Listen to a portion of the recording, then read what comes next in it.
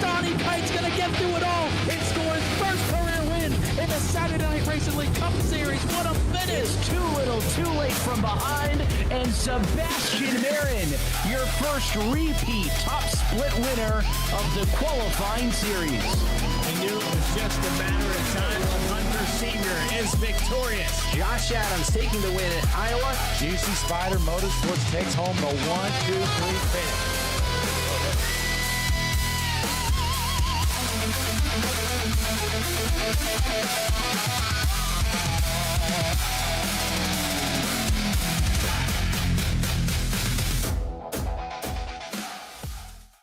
Racing isn't easy, but experiencing it is.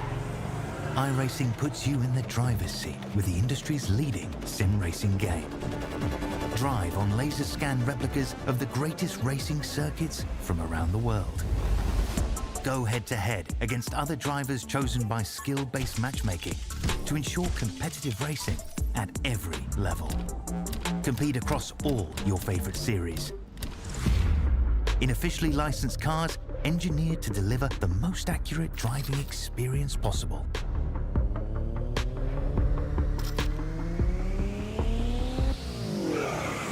Join a race or host your own with players from across the globe. Race against the computer or in a league with friends. Feel the thrill behind the wheel. Visit iRacing.com.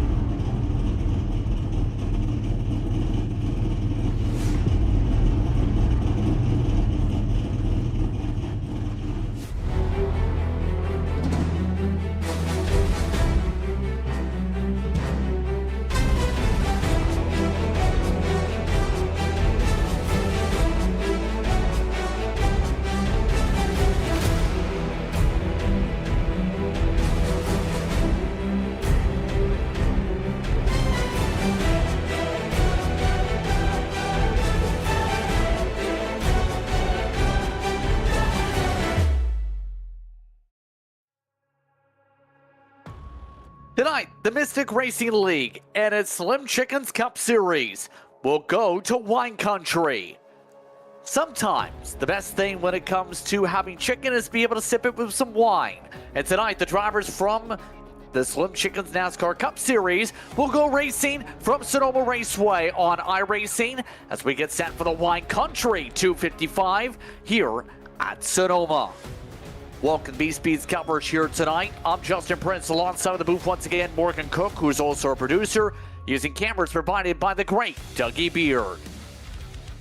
Tonight, going to be an interesting night with a lot of different road ringers, but a lot of drivers going to be tested to see can they go left, right, and center without testing the track limits, Morgan. Yeah, this one of the NASCAR road courses that every driver has a pretty good handle on, at least of where the corners are, how you take these corners, and have seen a lot of racing happen here. Doesn't mean everyone's good at this particular facility either. As JP mentioned, we have more road ringers in the field than any other Mystic Racing League Cup Series event. I would wager on that one.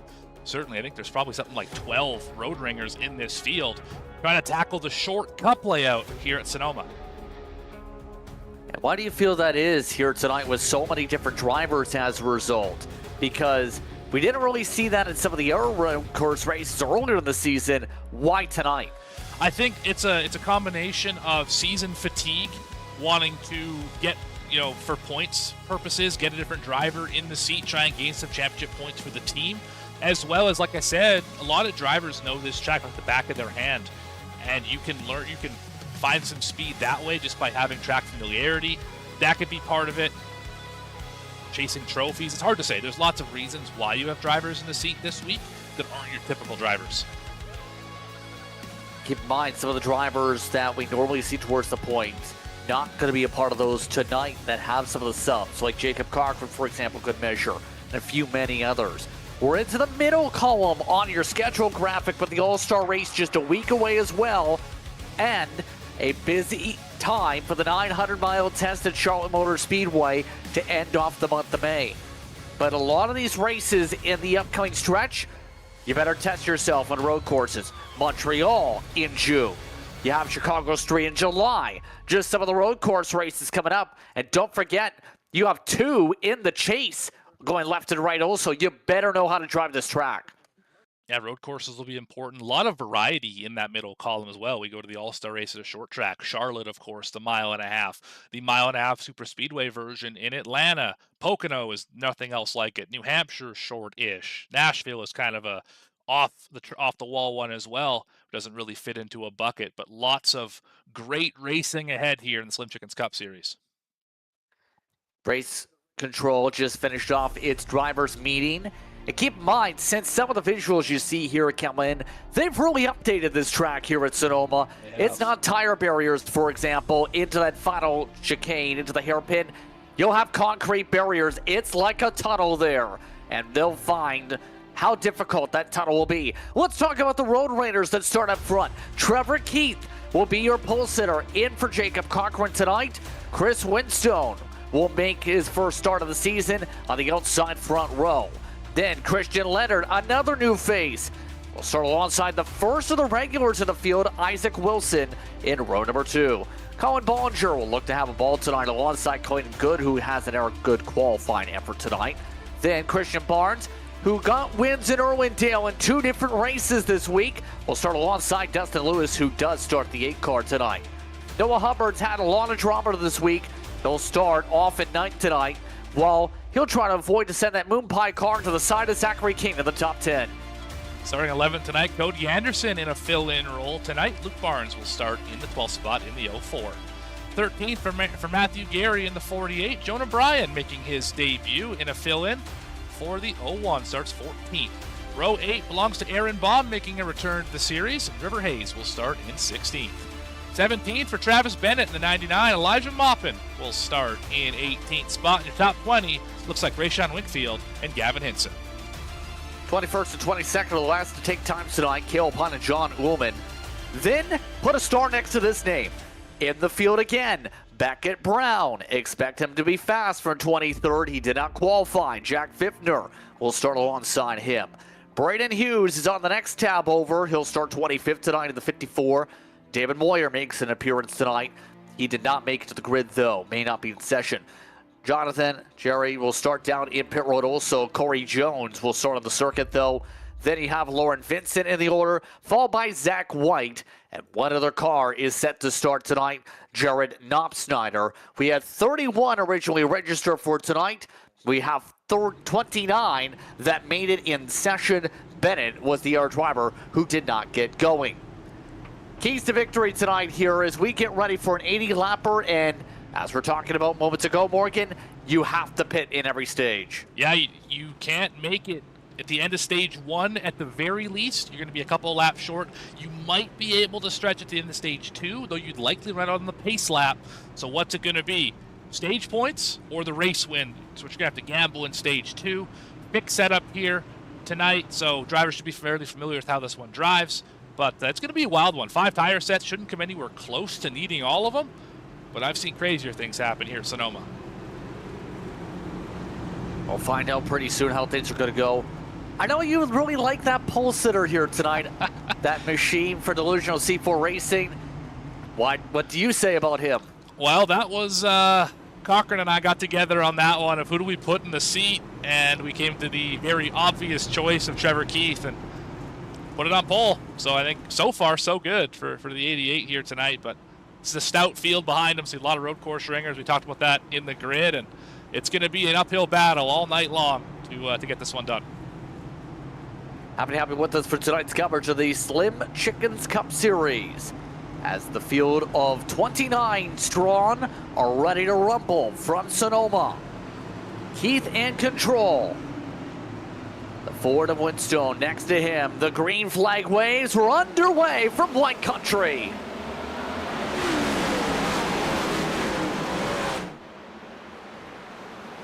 Look at them rumble up the hillside. Leonard already to second to start things off. Some 2x2 from about fourth on back. No major troubles outside of some 3 wide squeeze into 2 wide at the back of the field that does not see spins. But everyone else making their way to the backside. Luke Barnes around. One of the drivers looks solid in some of the races this season. He drops to the tail in the 04 machine. And just like that, our first bit of contact. Able to keep it rolling, though, so it wasn't all that bad. We got drivers diving all over the place down here in 7A. So Barnes go way wide. Looks like he'll get back in line. A few drivers lost spots there. Zachary King on the losing end. Lost 3 of them down in 7A.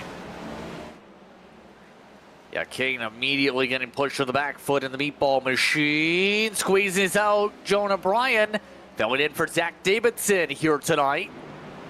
Bryan likely to reset and try another attempt later on as the first lap just about complete in the books here. Most of the field single filed out to start things off here. Already seen some sense though from Gary. That 48 machine on him to go. And we have a spinner, and that involves Lewis involved. 2 others like Fiftner having troubles in the back. 2 different incidents in the span of the final corners. Yeah, Caleb Hunt, part of one of these. It's like Fiftner maybe. Got in the back of the 19. We're going to see if we can catch this one down in 10. Oh, just lost it into the corner. And then Fiftner trying to avoid it. Had a little bit of a whoopsie-daisy. Oh, and there's the other one, Dustin Lewis. Top of the screen, just loose on his own. Off of 11. Yeah, fired off too much on the gas, I think, in that case for the 8 machine. And already we had the 79 tow. Also, Caleb Hunt has also had issues. So a couple different drivers have already made their way to pit road at the very minimum as a result of the chaos here. In fact, that should correct, the 79 never even left pit road to start the race. Yeah, has been there since the drop of the green and likely will not leave pit road. That's an interesting start. Not sure. Braden Hughes just got sent by Becca Brown. Contact going through the S's. The 45 was alongside, but here's the problem. You'll see the 54 was actually getting the chance to zip on by, had the run, and they were side by side up through the S's. Yeah, they side by side there. Hard to go side by side here. Yeah, that's a tough one. I mean, you expect on lap 3 one of those guys to lift. Could have been either one, but nobody did. And worst of that one, obviously, went to the 54. I think they both sent it on each other at some point in that sequence. You had contact for... Oh, Bollinger's off track. Had a lock up. So that drops them back even more so. Let's see what happened to the 53. Chaos already. The good news, long race here. A lot of laps to get these back. This is well over a half-distance race. Normal race here is about 110, I believe. And we're looking at 80 tonight, so a lot of time to get this thing reacquainted with the top 10. Just a little spin on the curb. Yeah, lost it and was able to keep it off the tire barrier at the very least. Hit a bit of the ground, though. And shovels right behind Barnes. By the way, Jory has gone onto the racetrack. The 79 is back rolling after starting the race from pit road. So got a black flag, though. Yeah, might have been issues on pit road in result. Yeah, only Hunt out of the race. He said before the race he's probably only going to run 1 lap and call it quits. Well, great success on that prediction. Well, that in mind here.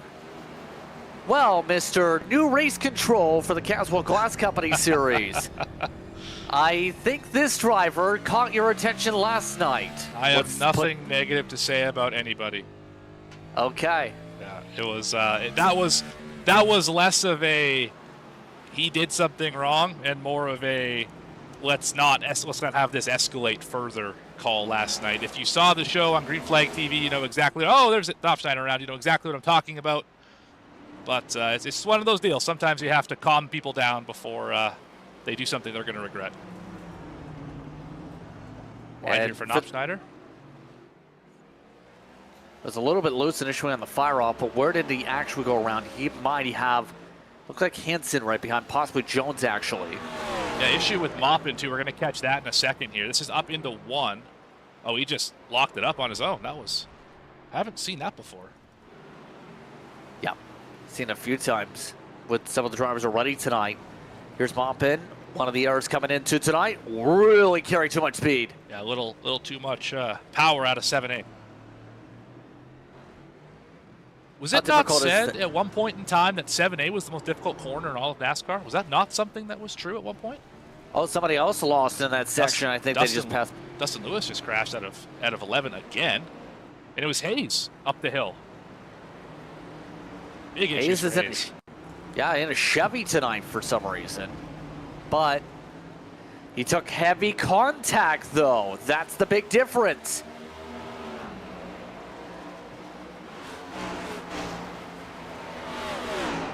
Oh, he got loose in turn 1. Oh, he hit that wall a ton. Oh, man. It's a big lick. We see it. 8 already spun here. Let's go back one more time here. We'll see the 8 have a slide down in 11. Kinson's on pit road. I think this is scheduled. This will get him to the end of the stage. He'll be the only one to make the end of the stage at this rate. Just again loose out of 11. Had to fight the race car and went nearly all the way to the new barriers to make sure no one cuts the corner. A lot of drivers pitting right now. Jonah Bryan just had an incident as well. We'll catch up with that in a moment. King's on pit road. Oh, there's Bryan off track. There's Gary off track too. And oh, so is Bollinger. So there's Winkfield back there. I think they're all following each other off the circuit, if you will, with how much they're carrying the momentum at some of these parts of the racetrack. It's so easy to lock onto the driver in front of you and just do what they're doing that one driver goes off track, and that's why you see drivers hit the wall often right after one another, is you're chasing the guy in front of you and you just all collide with that wall or go off track, whatever the case is. Should see the incident with Bryan here. He's on pit road now.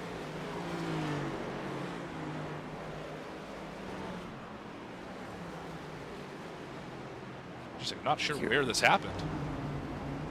There it is. Oh, yep, missed the corner. Oh, he got nailed by Gary here. Yeah, I think Gary was actually following him on the same braking marks we already seen in the first place. Yeah. Tunnel vision. Exactly. Up front, not missing anything. Trevor Keith out to a 2-second lead over Christian Leonard in the 15. Winstone hold on. Third. Zach White just destroyed the tire barrier. The 77 had been cutting through the grass the whole lap in some sections and then just drove it into the barrier. Luke Barnes had an issue as well. The problem is he got Luke Barnes. Oh, no. I mean, just what is going on here? Yeah, I have no words for that one. That's, yeah. That'll get reviewed later. Yeah. Was he trying to pit? I don't understand the logic. It's almost like he was trying to pit, and at the last moment he thought, oh, I'm going to stay out, and then didn't realize where he was, where the 04 was. But, yeah, that was unnecessary, to say the least. By the way, Becca Brown, 9th already. Yeah. I think that's going to say big things for Stage 3 by the end of that one. I think we should see the 45 be a contender for the lead later. Yeah. Jared Opsteiner, screen failure for the 82, just drove into the wall. Yep, there he is. This is as close as you're going to get to a mechanical failure in iRacing.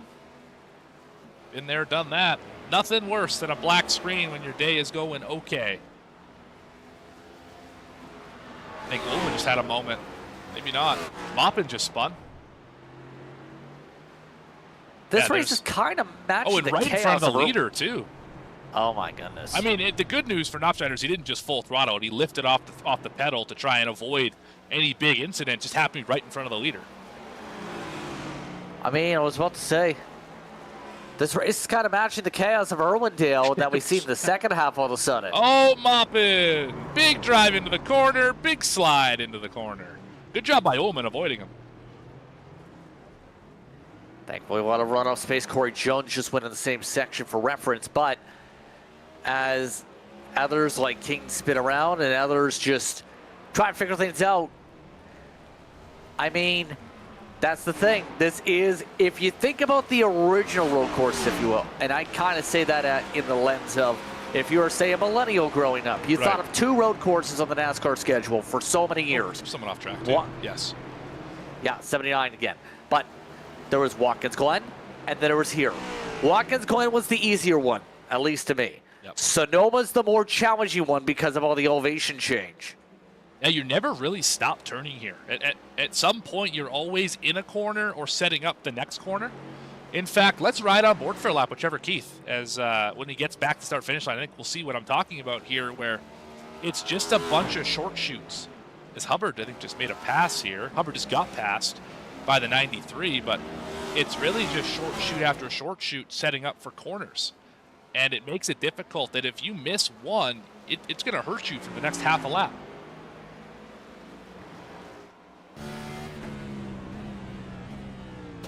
Yeah, this is one of those tracks you just have to be so careful on your tire fall off here. Mind you, fall off is actually pretty high so far. We're talking already 2 seconds. Some of the drive. Yeah. Well, Keith also lost a lot of time on the holdup last time. He did go to a 116 flat. Right. It's more so 1.2. Still, that's a big drop off for only 10 laps.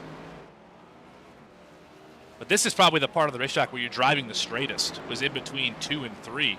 Then you're over the hill, another little short shoot down the hill to set up as Winfield just went for a ride. Oh, big issues here. Gavin Hinson's around. He's already a lap down as well. And he was one of the drivers involved in the situation we've seen earlier, the 39 with the pit stop. I think there's another car with Wingfield involved, and I wouldn't be surprised if it involves the chance of already some tire smoke kicked up. Because watch here, Wingfield's already spun around. There Wingfield backs up. Right. There goes Hinton in the same spot. Yeah, and there's, just 2 separate incidents entirely. I think this is the most that the replay button's gotten a workout all season. Bollinger's around. Wall. Yeah, he's around. That car got a lot of damage. He just locked it up and sent it to the tire barrier. Oh no's over the radio from competitors as the 53 is going to be well off the pace and have to come down pit road. And no fast repairs in the series either, so you got what you got. If you wreck it, you're not going to get it fixed with cautions because they're only going to happen twice here. Yeah, he just got loose in the S's, and he knows that thing into the wall.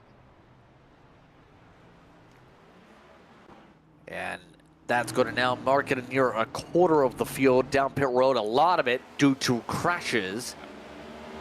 As all that being said, Hughes, first driver, also the top 10 out of the stage points currently. Aaron Baum was one of your points contenders to start off the season. Then we missed Aaron for a bit. Yeah. The 2 car roughly still is in the top 16. He started off solid with 8 top 10s in 9 races coming into tonight. Yeah, I mean, signed as a punter for an AFL team. Hard to turn down. Wait, really? Yeah. Yeah. That's why he's missed the last handful of races, as he's been working out with that team. I mean, congratulations to him. Absolutely. And kind of showcases how difficult it is, obviously, to manage the sim side, but sometimes when the professional sports world comes calling, you take that. Yeah, I mean, you know all about that, don't you? You have a lot of experience calling real-world events versus the iRacing specific events that you see here on VSPEED. Yes, indeed, and for some of these drivers here, too, it's definitely the challenge to make sure they can get here. Windstone in this race so far looking solid. He's essentially running the Zachary King paint package, if you will. We've seen Zach run that same type of package in terms of the paint scheme and the number font this season. Whinstone doing solid here on his first start here. And Moppin in the same scheme. 92, they just inverted the numbers. So that's real easy for us, as well as the spotters up on top of the booth. Hopefully, these two cars don't get right beside each other. That would be real confusing for those spotters. I mean, absolutely. And we'll say how difficult it is to just plug and play into a series, even if you're running an error, say Mystic Racing League series. How difficult is it to plug and play in the top light series like this? I think it's harder than ever with this next-gen car to just plug and play into it as Bomb goes around. And the reason for that is just this car doesn't drive like any other stock car. If you're plugging and playing in from trucks to National Series, yeah, they're different because of the less downforce on the National car, more horsepower. Yes, but the cars still drive roughly the same. They're basically the same under the hood, so to speak, as Bomb has his little slide here. This car is completely separate. So going from anything else to this series, as that was close for Winkfield, is very, very difficult to do. And then add on a new team, a new communication structure, new level of noise in your Discord server when you're working in race. It's all very different. It's a lot to take in and deal with in a race like this. Seeing some of the other battles continue. By the way, in the case of Whinstone, quick background look. He is someone that is considered, as of recently, a relative newcomer to ovals, but does have experience. He's raced in a series called the North American Racing League for GT3, so he does have road experience. It's his first ever start in a Mystic Racing League event for the stat logs, or at least in the past year for those kept in track for 2026. In other words, entirely plug and play for fun. Yes. Hopefully see him more, having an excellent run here today. E2 at this moment. Leonard just getting worked over here by Isaac Wilson, who has been just incredible all year. We've talked about Isaac Wilson, and we mentioned that I think it was Coda, how this driver is going to have some great finishes this year. And he's like, no, you guys are crazy. He goes out and wins Talladega and still is up near the top of the point standings. So this 93 has been quick all season, especially on road courses.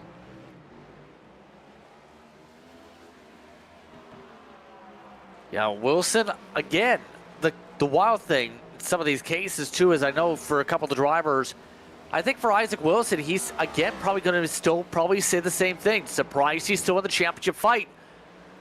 I think he still underestimates himself because he realistically could win this championship on points because he was solid last year. He's been consistent this year. He's kept up with Ripper Hayes in terms of the tallies unofficially. Wilson could do it if he keeps consistent and keeps himself top 10 in these types of races. And he may not have the flashiest moments. I mean, Talladega win obviously is a big deal, but he may not have all of the flashy moments, all of the wins, all of those accolades, but the guy runs like 5th or 6th every single week. It's hard to beat that. He's going to Matt Kenseth his way to this thing if he continues on this route, and there is nothing wrong with that. They ask how, they don't ask, or they ask how many, they don't ask how.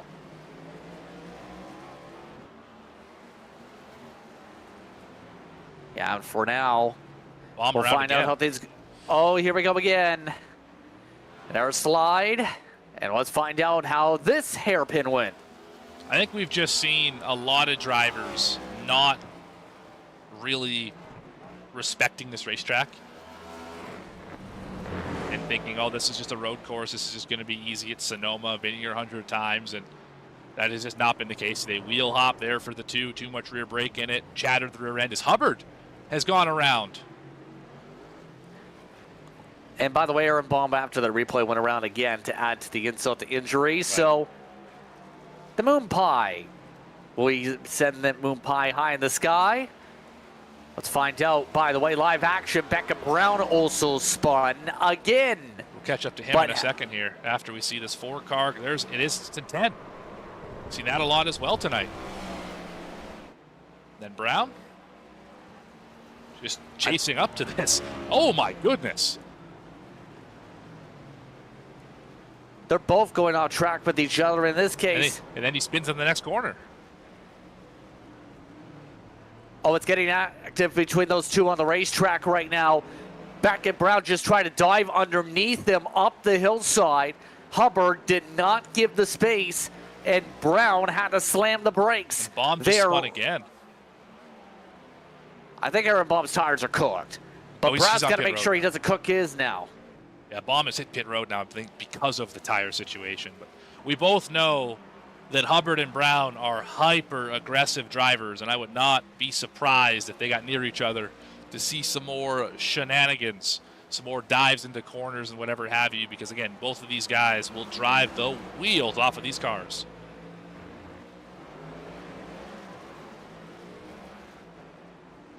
Absolutely, and right now we're seeing just how much Hubbard does not want to give up this part of the cupboard.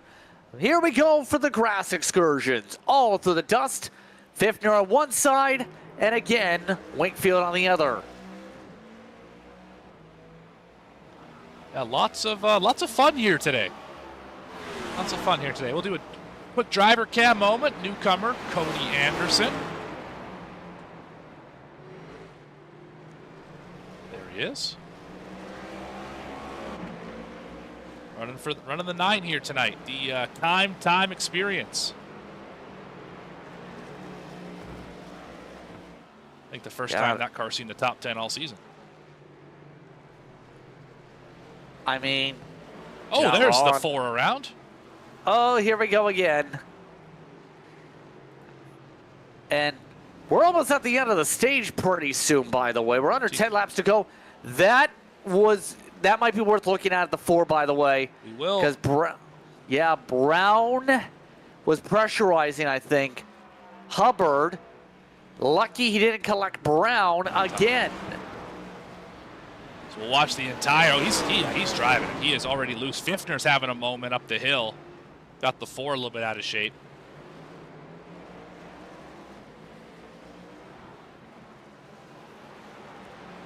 Brown and Barnes. Oh yeah, Brown. He just completely cut the corner.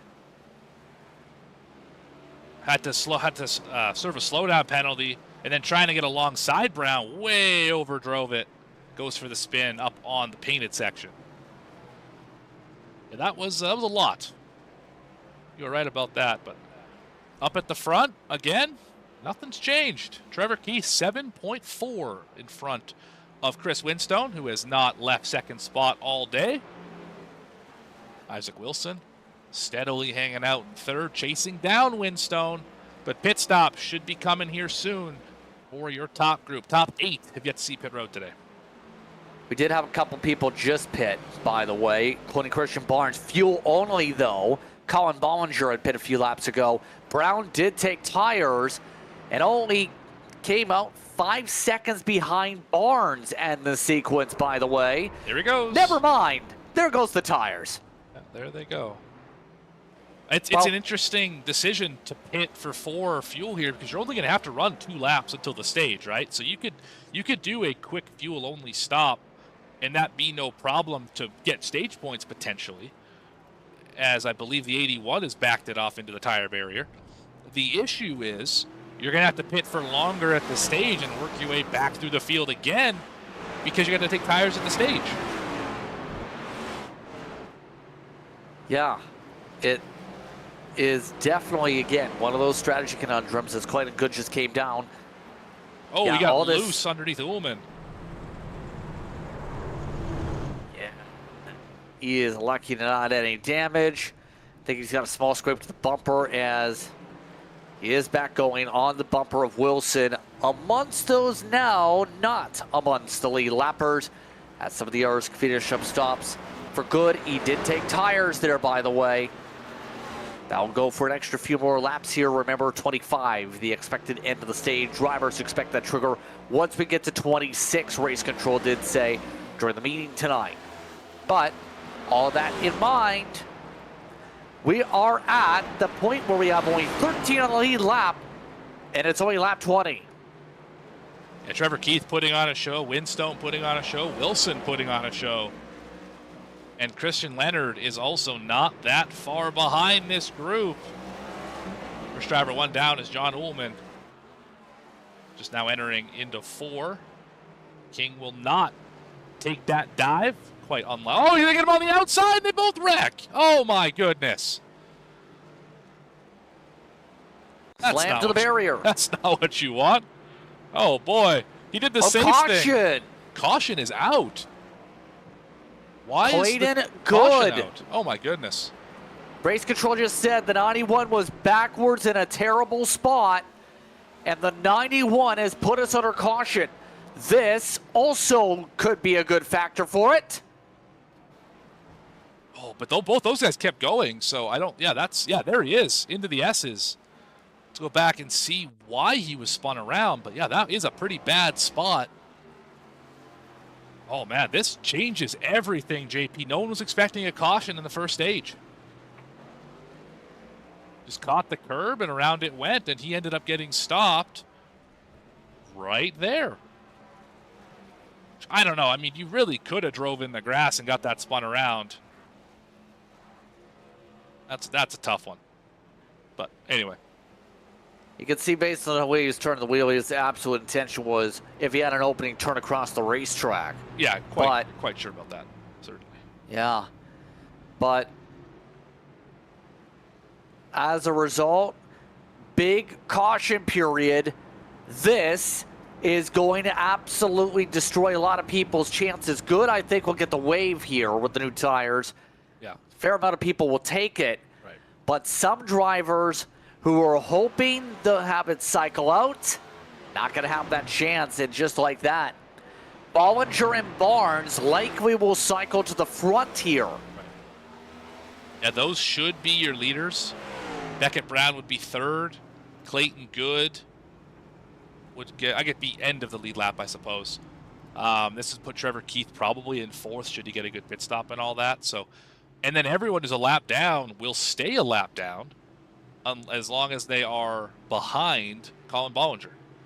So that does shake up the field. That's going to put over half the field a lap down, likely. And keep him a lap down. And race control just confirmed because of how things are going to go here. We'll have a 1-lap dash for stage 1. It is not the stage. Oh, goodness. So, do you take tires? We know the fall-off's there. Do you keep them on? We've seen in a lot of cases, in particular, people have thought about the no-tire strat. Keep in mind, in some series who tested out that theory this past weekend did not. I think you have to, if you haven't pit yet, you have to pit here, obviously, because you need the fuel to begin with. If you did not pit, or if you pit already, like Bollinger, you got to stay out here, I think, right? Or Barnes, you got to stay out. His tires are only 2 laps old. Yeah, Baum stays out, who I think was a lap down. Barnes will stay out. So that's going to trap everyone behind him a lap down. And so that play is going to completely change some of the complexions here. Good, Hayes, and a couple others are going to get waves here. Right. But let's find out what the strategy looks like for some of the others. As into the pit lane goes Trevor Keith, who's led just about the entire way up to this caution period. He is taking tires. In fact, mostly everyone except for Cody Anderson up through the jack still. Anderson the first off, he took fuel only. And that, I don't mind that call, taking fuel only here. Again, you're going to have to pit for 4 at the stage, so it's a gamble for track position. I don't know how long we're on his tires previously, but I don't think it was that big of a run. This 1-lap dash is going to prove very interesting. I mean, you have two guys on 4-lap old tires, which isn't, or maybe older if they didn't, like Barnes did not take tires, so he's got quite old tires, 22 laps old. That will be quite slow, probably. Beckett Brown has almost new tires, and then Anderson and TK are on brand new tires. Anderson obviously fuel only, I guess, there, but this is going to be quite interesting. But I want to speak again about why Barnes stayed out there. Another layer to that decision is if he came down pit road, the worst he could fall to would be 22nd because everyone would get their 1 lap back with the wave if you've already pit. Because he stayed out, the furthest he could fall back to is 16th because that's the last car on the lead lap. Nobody else got their lap back because he stayed out. So another layer to it, in case things went wrong, he didn't have to claw so far back. He would be able to only have to pass half the field rather than 2/3 of it.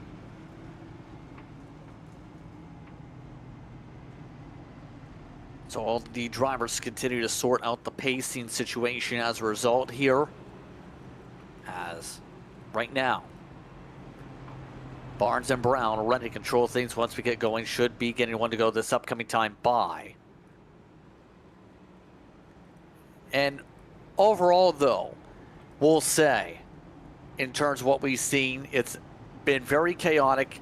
This start might be a wild one, I think, in turn because of the tire difference, if not just some of the pace difference for a couple of the drivers that are taking this gamble up here. So how do you play this if you're Keith or in the case of Winstone or Wilson, where you've been up at the front all race, and now you're going to have to deal with dirty air, which is a huge factor with these cars?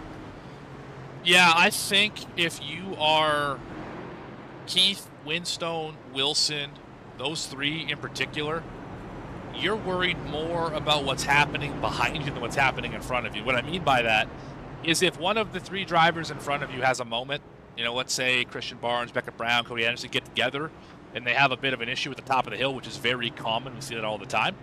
You have to look behind you to make sure you're not going to get run over, because there's a lot of hungry drivers who didn't have a chance for stage points 5 minutes ago, who are really hungry to get those points now. With the 1 lap dash, it's all going to be out there to get them. So you have to just be really aware of your surroundings right now and be very, very careful to not get caught up in somebody else's mess. So we are at the 1 to go mark here for this pacing situation. The lap count's actually going to add up to about a 2 lap dash, not a 1, as a result of how this is going to go. Which puts even more pressure on the drivers who stayed out, who didn't take tires. Barnes and Anderson on the no tires, especially Beckett Brown, I think will be able to hang on to at least a decent finish in the stage because of having only a few lap old tires, but it really puts the ball back in TK and Winstone's court.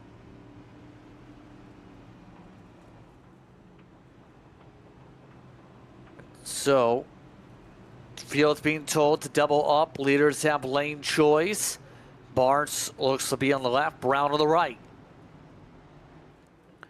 And so we get ourselves set to get back underway here in wine country for what has been a wild start to the day. Now, will that continue here up to the end of the stage? Let's find out as we get ready for the pace car to roll off once more. Again, 16 are going to be on the lead lap. When we get the caution period, that'll move it to about 17. And now we're ready to fight.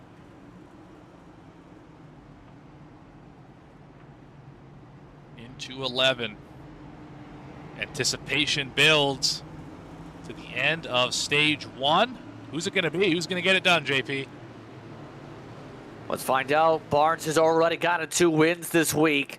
Truck Series and the Grand Nationals. Brown got the better jump. Here comes the run for the 88 of Keith. He looks for second. There goes Wilson.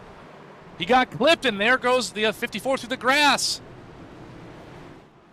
Chaos as we expected, and Barnes just looped into the grass. And Barnes nailed the wall, too. You see him there on the left side of your screen. Oh, somebody else just got spun. Was it Moppin? Went around. 51's in the dirt. And now Brown leads by 1.5 seconds. Anderson holds on. Here comes Leonard trying to rip away his spot. He dives his way past the 88. Luke Barnes side by side with Lewis. Lewis going to squeak away with that one.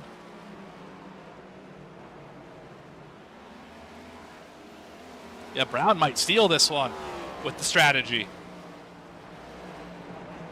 Pit road is closed. Pit road is closed.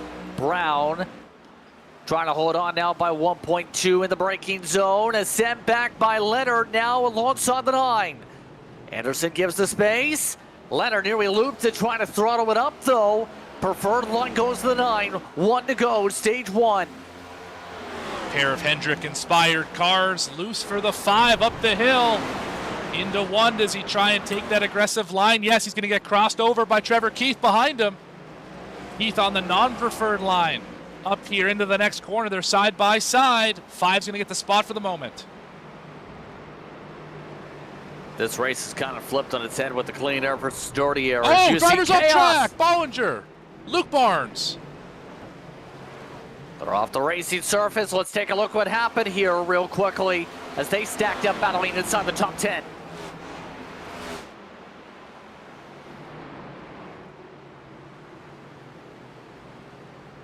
Yeah, so far so good up the hill.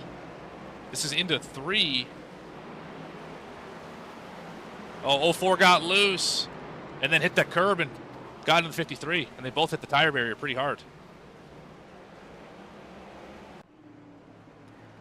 With that in mind, they're able to get back going, but up front, Beckett Brown's got the advantage still. Anderson, his call working out pretty well.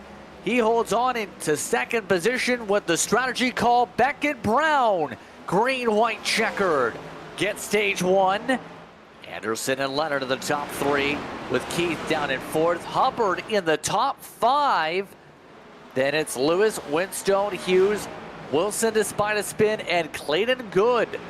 We're all in the top 10 in what a wild run again so far tonight. Again, living up to the expectations. Hearing that Bollinger, by the way, will have to come down for pit road. His car is demolished for the hit. Yeah, he's already on pit road now for the 53. See the left side, right side all crinkled in. Yeah, definitely heavy hit for the 53. But your stage 1 winner will be Beckett Brown in the 45. Not a surprise. He's been excellent on road courses this year. Remember back Dakota, had a shot to win that one. And I think Aaron Smith was able to get the better of him there that day, as he did everybody that week. But this driver, no slouch on road courses.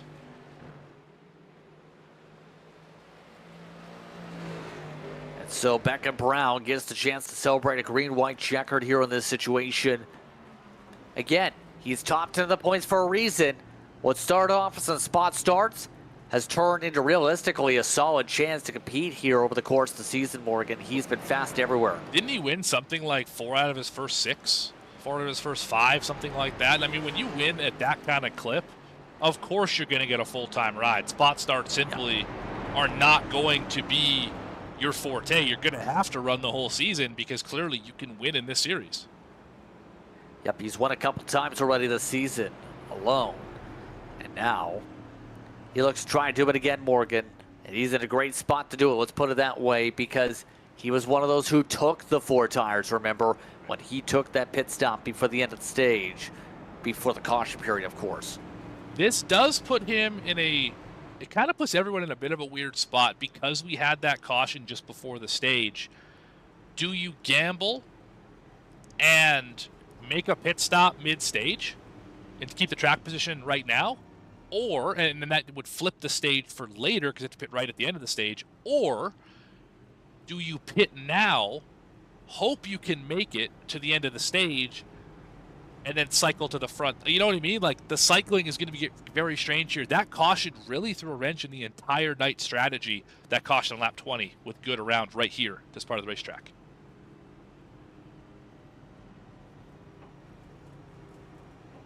And so we should see who comes down this time. Keep in mind, Brown already your 10 laps. Right. This stint 2 with that, as you were talking about. So we'll see pretty soon how the changes go.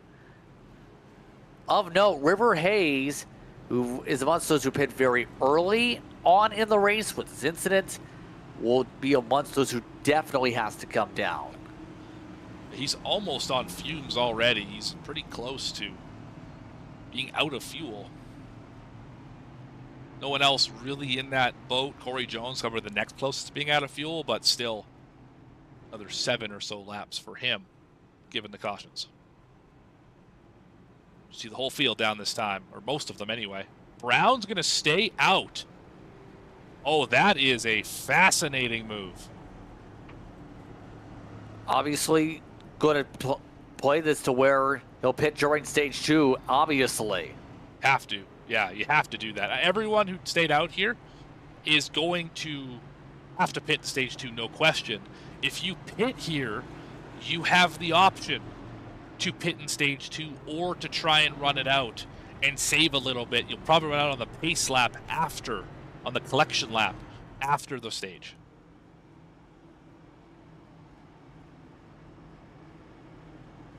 So, Winstone, Wilson, Good, Kane, and a few others also came down there. So a few drivers electing at least at the very minimum top off. Yes, indeed. Vast majority of the drivers down pit road will lead the race off. Do come down to make sure they can, with the pace laps, make it to the end of stage 2 here. So Winstone net would be the advantage getter on that call here. Of note, Anderson with the stage points picked up for the owner's car, able to take tires here as Winstone will start himself 7th on the restart here, Morgan. Yeah, so this is going to be a fascinating stage 2 in terms of fuel mileage and tire strategy. We already documented Beckett Brown. Let's bring up the last pit lap. Kind of tells the story for us. So last pit lap 17, that was about 10 laps ago for Beckett Brown. That was 4 tires, so he has decently fresh rubber compared to everybody else. And then from Leonard back to Hughes, that's 2nd to 6th. They all pit at the caution, not this one, the previous one. So they can't make it into the stage, but they can get pretty far into the stage. And then everyone from Winstone on back just pit. They could maybe make it to the end of the stage. It's going to be very close with the pace laps. And then from there on back, the lap cars, they're kind of just doing whatever they can to get their laps back. This is really fascinating. Which one of these 3 strategies, Brown's, Leonard's, or Winstone's, is going to be the one that gets the job done in stage 3? I'm not quite sure how this is going to go. It's been one of those dramatic races so far for a reason. You know what this reminds me of, JP, is SCEL. Every week, or every month, I should say, we talked about a fuel mileage race to the end. This has that feel to it, doesn't it? That it's going to come down to which driver can look in the future far enough and see how the strategy plays out and has a fast enough car. That's kind of how it feels tonight. Did I say that? Absolutely. Previous restart is going to get interesting. So, race control just noticed an issue with the restart zone. Essentially, the green lights came out before the restart zone, Morgan. That's what caused part of the issues, it seems, off the last jump. So, race control has just told the field once the green lights in the sim come on, they can fire. That is such a difficult point to restart at because it really puts that's the only system puts the leader at the disadvantage. And I say that because with the restart zone, you have the box, right? Call it 3, 4, 5 car lengths, whatever it is, that the leader has a bit of an advantage because they can launch anywhere in that zone. When the lights come on is a static, fixed point in time that you either hit it or you don't. And you know that everybody behind you is going to be going a little bit faster because they're going to try and anticipate when it comes out and be coming up to speed as it hits, but the leader can't go early, right? So this is it really is a frustrating situation if you're the leader because you kind of get put in a box. Happened at Coda too. We had the same problem at Coda. Puts you in a box and it's difficult to get a good restart because of it.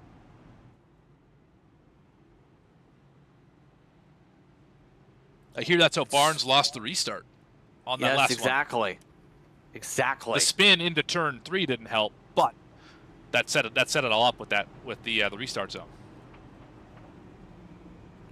And so we're getting ready for a restart. We burned 4 laps under caution, by the way, with the pacing this time through. So that'll leave us with about grand total of 21 laps if we don't have any more spins to work with. Right on the money. Yeah, for the gas tank. This puts the guys who just pit, Wilson, Winstone, etc., they're in a really good spot now with all these pace laps. I think they can make it to the end of the stage and probably a couple pace laps too. I think they're in really good shape here. About to find out. Here we go. So is Brown getting ready to lead them off. They're bringing up the speed a little bit here. Gonna have to be careful about that coming up to the restart. Brown is on the outside for this one. This time, the green lights made it to the restart zone. No issue this time. We're underway. Oh, trouble for Leonard. Oh, the 5 just about wiped out a bunch of cars. Great save. As we got contact good into the back of King. Chaos up the hillside. Good, not happy. It's a parking lot with Anderson. Looks like everyone missed on by. Battle for the race lead. Inside line. Here comes the run for the 5. Leonard nearly doors the 45. Here we go. 3 wide. Into 7. Here comes Hubbard. Oh, and Hubbard nearly gave him the bumper. Noah Hubbard again showing speed. He and Becca Brown trade paint again. 54, where'd Braden Hughes come from? Trevor Keith back in the mix. Yeah, Keith needs to find a way to get some pace and quickly here if he wants to get himself up front. Oh, Hubbard just missed the corner though. Brown zips by, so does Hughes. Hubbard nearly drove into the pit wall as grass flies off his left sides. Oh, contact, 54-45. Down through 11, they're side by side up the hill. I don't like this at all. Somebody's gonna have to give this up. Hughes keeping it wrapped outside. Brown loose and leaning. They bump twice. They bump 3. Hughes is the one who clears on by. What a job by the 54. Yeah, that is easy to lose your nerve and get shoved out of the way. Oh, and he spun the next corner. Up on the curb, big slide, big save for the 54 down the hill into 4. By the way, the leader's almost 3 seconds up the road, Morgan. That's how much they fought here. So Leonard, run away. Leonard, what can he do? There Brown, goes Hubbard into the door of the 54. Oh no, right in front of traffic, the 8's in it. 91's gonna spin in front of the field. No caution, no caution. We stay green. We have to see this one again. Holy cow, that was a big issue.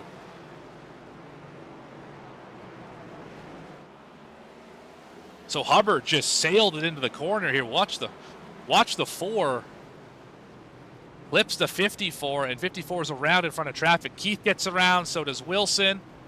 The 8 not so lucky, and then the 91 spins trying to avoid it. The 2's off track. Yeah, that was a melee at the top of the hill. Calamity Central. What else can you say? Hughes falling down to 12th from that. Aaron Ballman is now the car in front of him in the 2 machine as ascend to the inside. Big crossover. That was a nice move. Gary scraped him, but Hughes got it done. He seems to have good speed. Dana's going to be keeping it clean here. That's going to be the major difference right now that seems to be costing so many drivers good races. Up front, Leonard, as you mentioned, has gotten away, but Beckett Brown is chasing him down. 2.8 and dropping as we move through the S's. Hubbard has gotten clear as well in 4th, or set 3rd, sorry, with damage. And Trevor Keith is back to 4th. Clean race car in the 88. Just needs to get those laps back together. Remember, dominated stage 1, led almost every lap up until that caution came out at 20.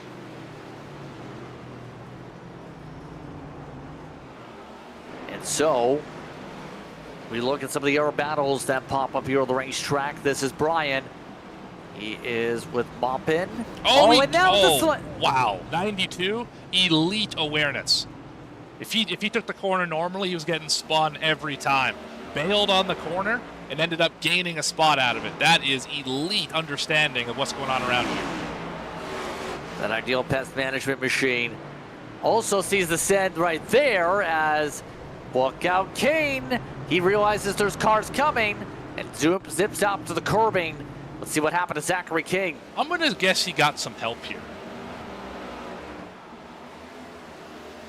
I mean, it's a good bet here tonight. Is he going to be for that 54? No, he just missed it on his own. Oh, and then he went way up the hill. Good job saving it, not backing into traffic, but then this rejoin is not the best. It's like a half rejoin. Sure I'll hear about that one after the race. Yeah. I mean, it's been one of those types of nights. For some, as near... bomb. Don't go three wide. Don't go three wide. Not into 11. Oh, Good's going to at least try and go side by side. No. But, I mean, Aaron Baum. I have no idea what just transpired on the radio, but let's put it this way. It may get reviewed there, too. Oh, but no. let's put it this way. All of this is getting sorted out. That's been a slugfest tonight. I mean, I would expect this at Irwindale. Oh, there goes the 53s around again. I expect this at Irwindale with just how short the track is and how much contact there is. He's in a bad spot. We might see a caution here. We will not. Yep, got it fired up and got it going this time. Good trying to move around the 50 or the 27 here. He's going to get that spot away. That's P11 for Clayton Good. Yeah, I think Barnes let him go there, possibly, Morgan, because that was a very wide run. I think Barnes in full protect mode right now. Just realizes that if he keeps racing these guys the way that how aggressive this race has been, you're just not going to finish tonight. You just have to be able to race the racetrack, mind your business, because it's been wild here tonight. We're still 15 laps of stage 2 also. That bit's been on so far. 16, actually. We're coming to 15 to go. There's Dustin Lewis, a little bit dampened in the right front. Left Black Diamond Enterprises machine.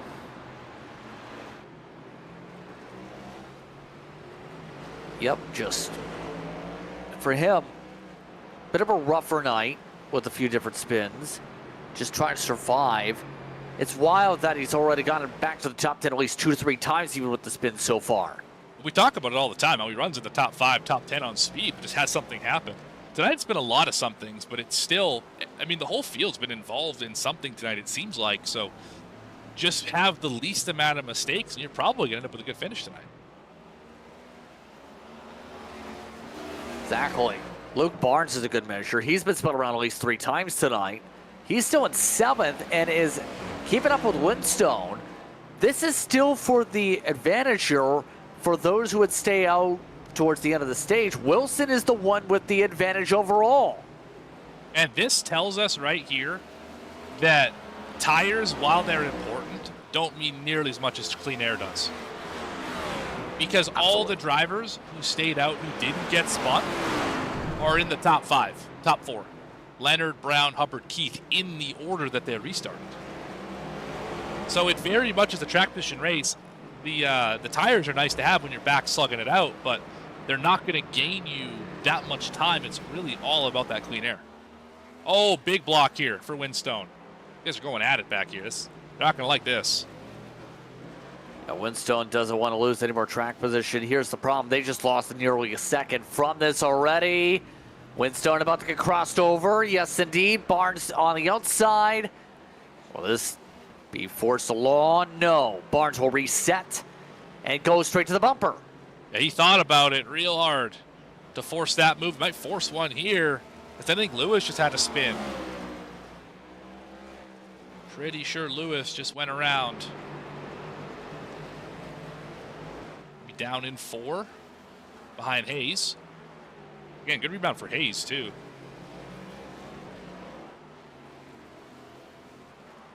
Oh, in 7, maybe? Yeah, just too much power. Job not hitting anything.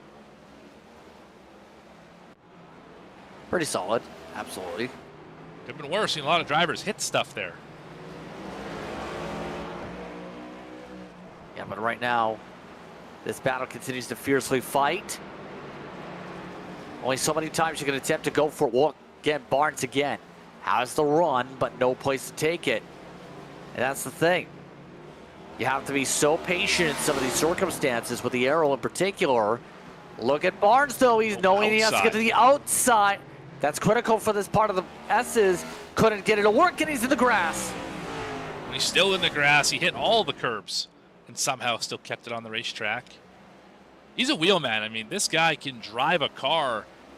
If he can just dial it back like 5% and not make the mistakes that he does, this guy should win a ton of races. He has speed to do it everywhere we go, every type of car, everywhere.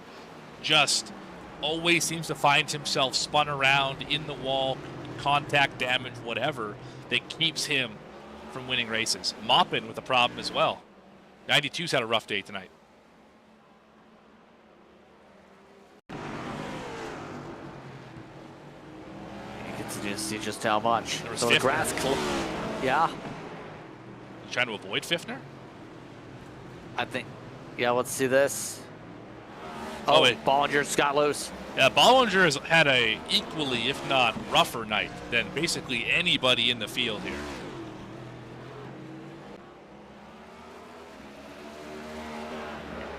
As a result, that will see us reset. And right now, Hayes is now in the top 10 in his own mindset. Don't look now, but Beckett Brown is within a second and a half of your race leader. I mean, I'm not surprised. It's Beckett Brown. He's good on the long run. He's chipping this away. And his slightly older tires are getting things to work, but he's just about in the pit stop window. Yeah, he is going to have to pit, I'm thinking, within the next 2 to 3 at the most with all the pace laps. Would have to pit here. The guys around him, I don't know. What would you say, JP, for the guys around him? 6 at the most, maybe 7 if you really saved well. For Leonard, Possibly. Hubbard, and Keith, I don't know. That's tight. I mean, Dustin Lewis just came in and he's at the same range as Leonard right now, so I think he crashed actually. That too. Yeah, he's got pretty heavy damage on the nose. He did both. 2-for-1 special, so to speak. But that still rings true. Obviously, the number's not going to get there unless there's a caution period for Leonard and for Hubbard and Keith. Right. Absolutely not for Brown. I think Wilson's still in the driver's seat here, is all you can say. Yeah, for this stage anyway, it's all going to flip and cycle out differently at the end of the stage and start of stage 3, and then that's where I think where we're really going to see, because you have to hit once for sure. If you cut it halfway, can you one stop it? Yes, you can one stop it to the end. Yeah. Math again, hard in the booth. Rounds within a second now. Oh, I think Barnes just spun out right on that cut, by the way. Did. So there goes his chances for the top spots. Yeah, and he's got pretty good nose damage too. That might hurt the heating and cooling on this 04.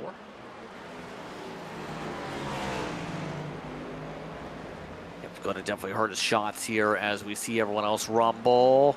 Inside, 54 sent it initially. Yeah, can't move in the braking zone.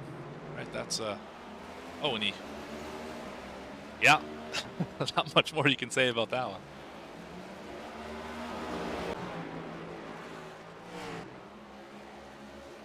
Yep, and that we'll still see the lead down to under 8/10. If it wasn't for gas, Brown would win this stage, I think, on pace. Just with the way things are going. That's what it looks like. Yep. Something happened to Trevor Keith too. He is way off the pace. Was a second behind Hubbard. He's now back to 4 seconds behind Hubbard. Is that all from dirty air initially, or just chewing up his stuff? What is this from? I think he had. Well, I think he slipped. I think he's maybe pushing a little too hard right now, trying to keep pace because he's the slowest of your top 5 by about 2 seconds. Clearly, he had the pace earlier. Dirty air is a factor. Yeah, he's going to have to sort it out here quickly, though. He's going to end up falling into the clutches of Wilson, who, again, that is a very big battle because Wilson does not have to pit in this stage.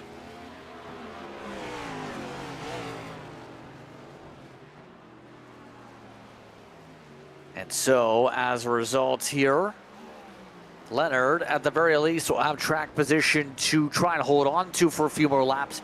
Brown is at that tipping point this time or next time by for the pit stop. Yeah, it's got to be soon. Now also bringing in a lot of the other drivers here. We're under 10 laps to go this time by, mind you. Here's the tough part. You can see how much Brown is starting to struggle a little bit in some of these corners too with the dirty air effect. Now that he's really closed up. Lost the 10th alone in the aero wake. Oh, I thought I was going to see. Oh, the 5 missed the corner. Bollinger spun again as well. Oh, and Brown's alongside. No, not able to make it yet.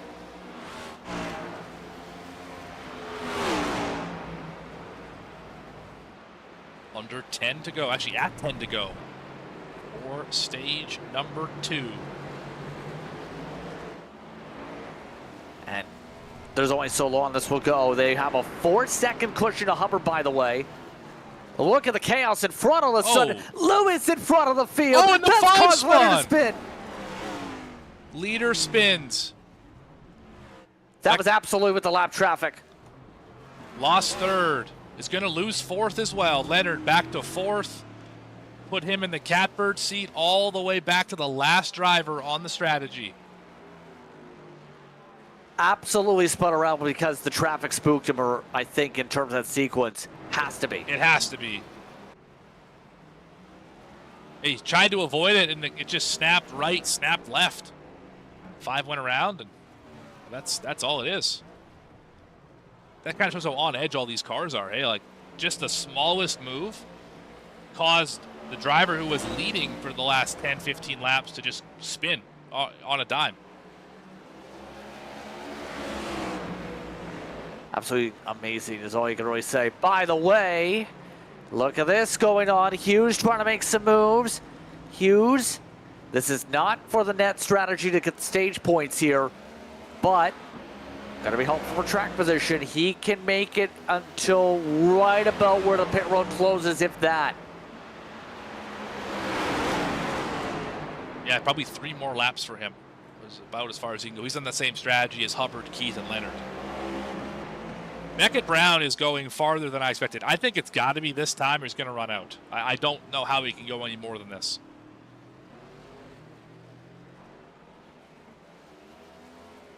Yeah, I'm not sure how this is going to go either at this point. But all you can say to that end is, for some of the drivers, it's been a challenge. For Brown. Oh, big slide is on the racetrack! How did he not destroy the tire barrier? Obviously, he's penning after that one. Yeah, I think he was just trying to hustle the in-lap, and he made a small mistake, but that somehow didn't end up ruining the day, as Hubbard will take the lead for the first time here.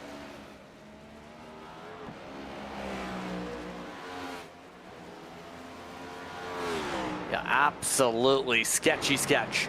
As Hubbard, he's the first of those that will pin in a few laps. Windstone just had an issue. Yeah, spun off of 11.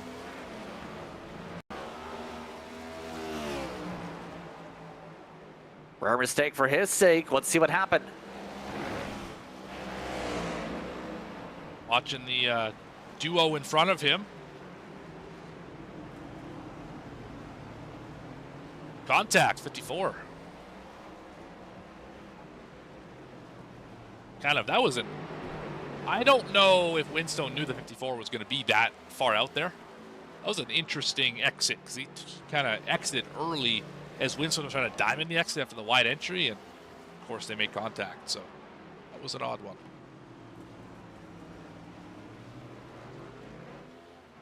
Barnes off track.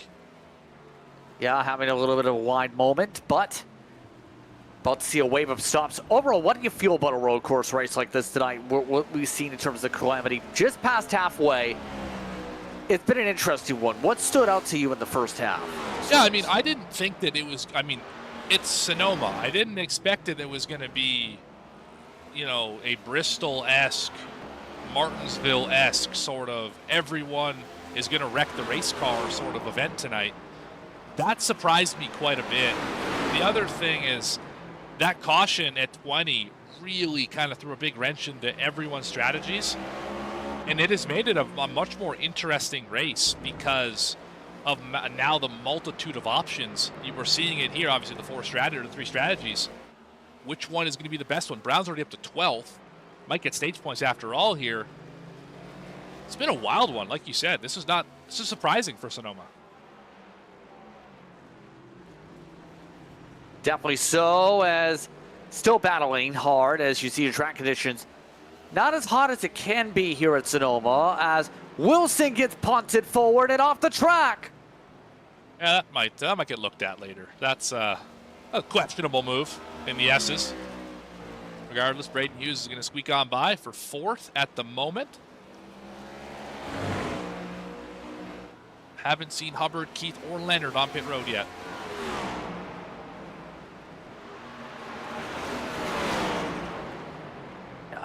They are right about the edge of that fuel mark. John O'Brien just indicated a pit stop, just finished the service, in fact. Will say, in terms of some of the others here, overall, a lot of your regulars that did make the race tonight have actually looked pretty steady. I give them credit here. Not just Wilson, but drivers like Good and Hayes and Barnes. Some of those not really, I'd say, 100% the best road course drivers. Solid, yeah. But tonight they've really looked pretty steady here. Brown obviously started off with the road course thrill with the 2 wins this season. But for the most part, after the chaos, it's turned pretty calm. And now it's just odd single car spins here and there as we end up closing out to the back of stage number 2. Now we're just waiting for these top 3 to pit. Keith down this time. There it is. Had to come down and So brings on Leonard. Hubbard's down as well, so all 3 of them down. We see Hughes hit pit road as well. Yes, that should give the lead back to Isaac Wilson here. It will, because Hughes is down. And so, the 93 up in front. He's the last one standing. That was the one to minimize mistakes here to try and get a stage win. Here's the tough part. They're going to be into the midst of traffic during stage 3. That's going to be the challenge. That is likely what is going to happen here. Is they're going to have to take the really long stop at the stage.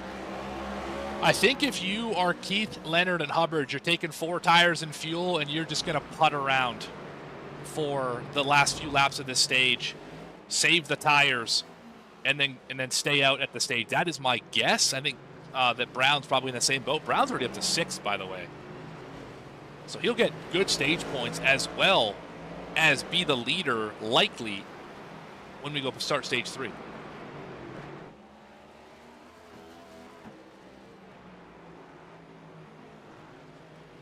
So we find out pretty soon where everyone else is going to stack up. Bollinger just came down only 19 laps. Zachary King surviving 12th spot. Let's see what his view is.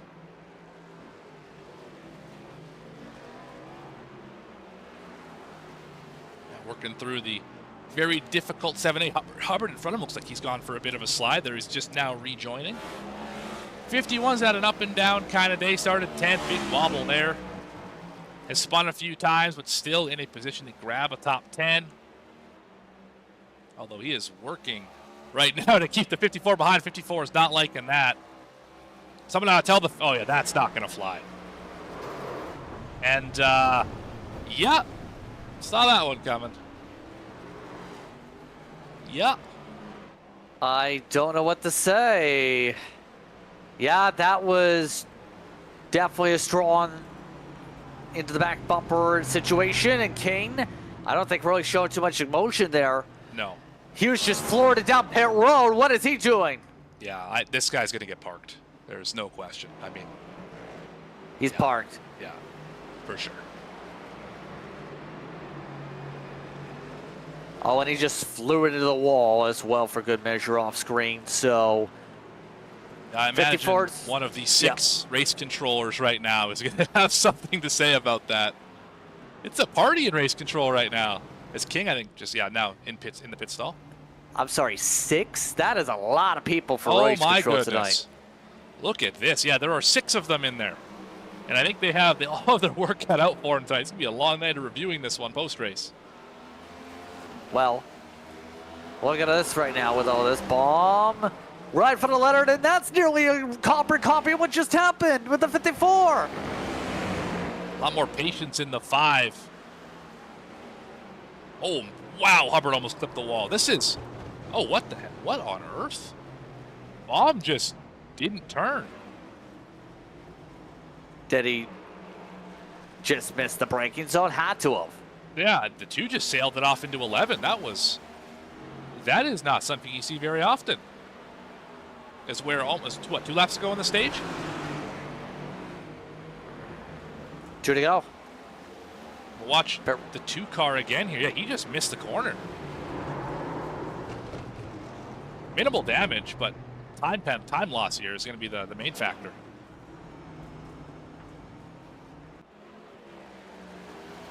And we can confirm Braden Hughes did get ejected from the race. He will finish likely, I'm thinking, in either 23rd or 29th, depending on how DQs work. Oh boy, Cody Anderson driving this thing for 5th.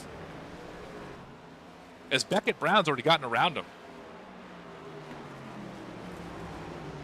Yeah, and at this point, because we come to close up the stage pretty soon here on the final lap now. Brown, even with the stop, still going to get solid points. In turn, likely to cycle to the race lead after everything's said and done. Wilson will be very happy to take stage points, though. You'd have to think for the 93, help out his championship quest. Outscore River Hayes by a few points. Good just had an issue. And for those keeping track of the other strategy, so Brown's strategy, of course, is going to have Hibbs the only driver on it.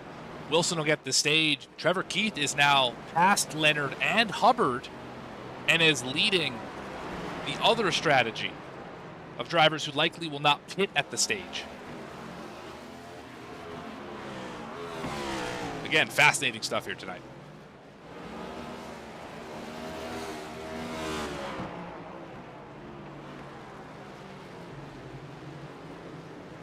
Look at all the battles late here in this one. As you see, Barnes gets zipped on by Keith. Fresher tires in this sequence, the reason for the pass as they make the move. But green, white, checkered coming up. Isaac Wilson, stage 2 winner, gets it done here at Sonoma. This battle has not gone away. We got a bunch of cars under a blanket here. Hayes on back. Barnes going to try and get the spot on Leonard. Leonard rolls the outside. Barnes drag race. Contact. Leonard's going to get him here. 8th versus 9th. There's the caution. Hubbard being 10th. Stage 2 complete. My goodness.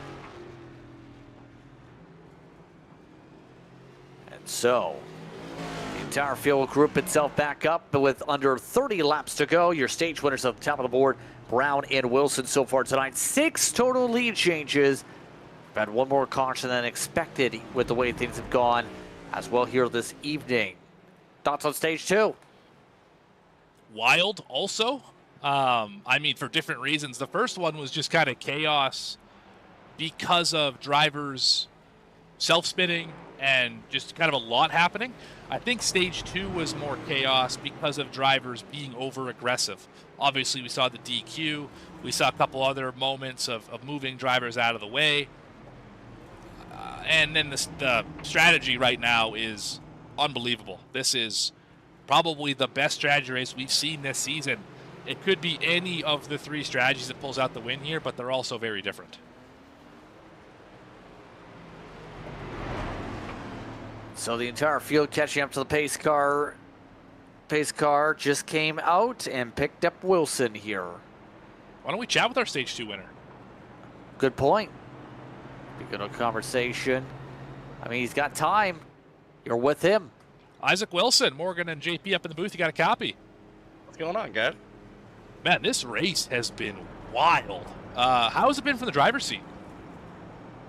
Other than stepping on my own foot, I think on that one restart, pretty good. I don't know what the hell the 54 is doing to run me over in the S's, but I mean, I guess he got kicked for aggressive driving later on. But I mean, I like this new Sonoma. It's I don't want to say it's more gripped up, because it still is a little loose, but it's not as loose. I mean, it's still challenging, do not get me wrong, but it's more of a driver's track now. Understood. And the strategies have been fascinating for us up in the booth. Obviously, you're going to probably have to pit here at the stage, I would guess. Do you feel that puts you in a bad spot the rest of the way, or was this simply to get that stage win, get those stage points, and worry about the rest later? Yeah, so coming into tonight to this race, I was looking at the stages, looking at fuel. I knew I could make it in the second stage on fuel, saving a little bit, running a higher gear. I'm just points chasing tonight. There's no way in hell I'm winning. I mean, there's so many fast road course ringers out here tonight, so I'm just trying to get as many stage points as I can. I'll try to take over the points lead going into Charlotte in a couple weeks. All right, well, it's going so far so good for you. While we got you, before you hit the pit stop, who you want to thank, who you want to shout out for running here first at the end of stage 2? A huge shout out to you guys putting on the show. I gotta give a shout out to AWG, Black Diamond Enterprises for letting me on the team. Boozy Racewear, Sword Dog, Glitch Energy, Rogue Energy, and Brandon for putting on the league each and every week. Awesome. Thanks for your time, Isaac. Good luck the rest of the way. Oh, thank you. That's Isaac Wilson. He wins stage number 2. And we'll come into pit road here. A lot of people are following on through.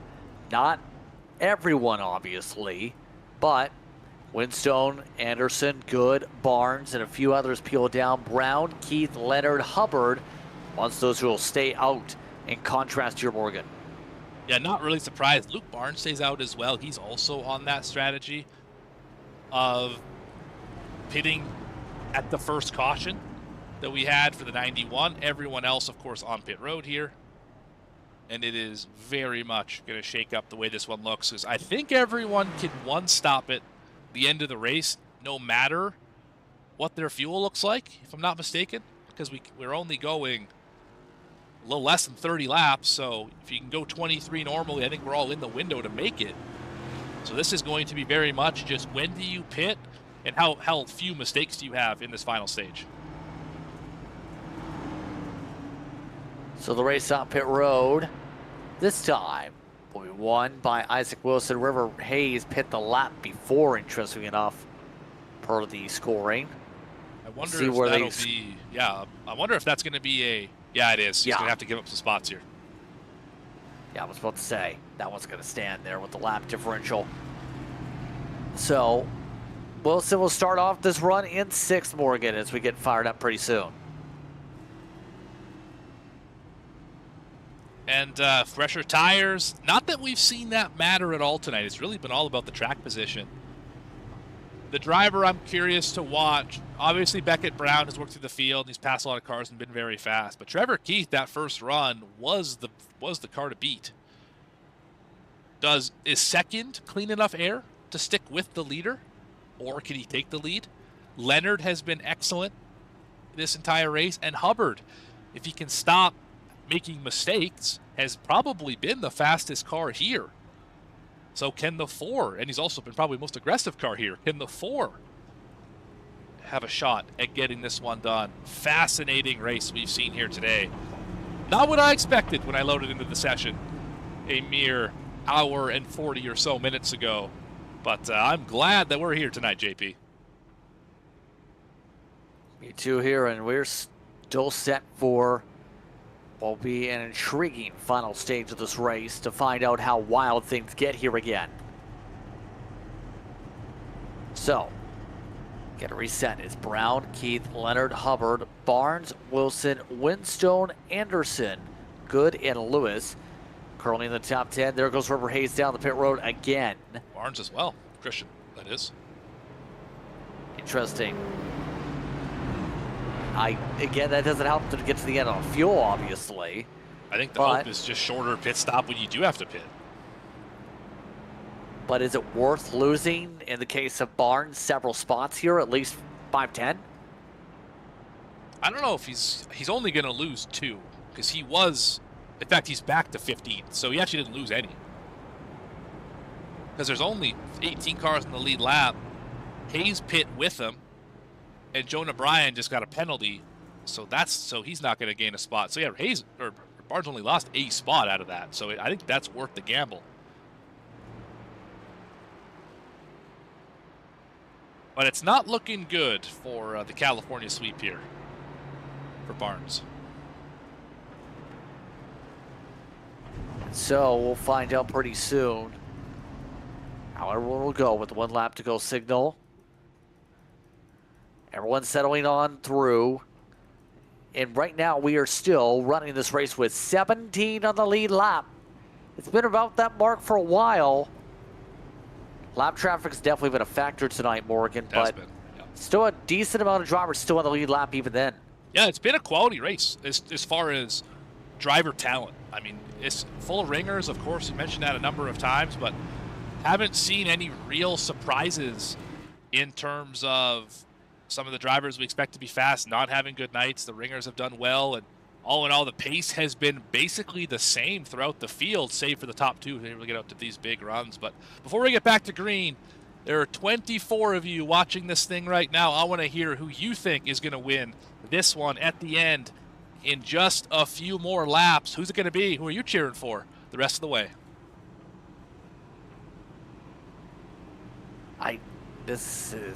I'm not sure who exactly would cheer for here in terms of that regard, in terms of that point. So I think this go multiple different ways.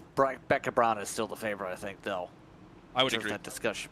Yeah, I would agree. It's got to be one of these top 2. If I'm choosing, it's one of the top 2 who I think is going to get this thing done. But it really is going to come down to 2 things.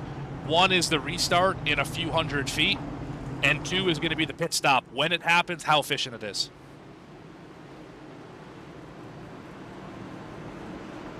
Here we go. Coming up to the restart zone. Green, green, green. Back underway. Oh, the four's around and they're all wrecking. Caution is out. Has to be here. Has to be. Well, that changes things. I think that just took out a lot of contenders. Hubbard amongst them.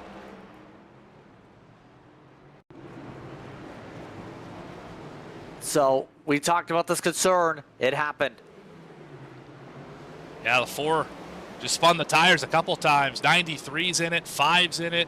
There's Baum, King. Oh, that got Jones as well on the ricochet. That was like a pool shot.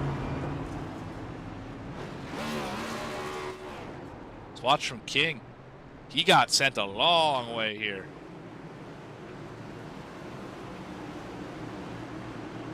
Michael Bennett says Trevor Keith or bust. There's the spin. Watch the 51 here. Watch how far he gets sent around.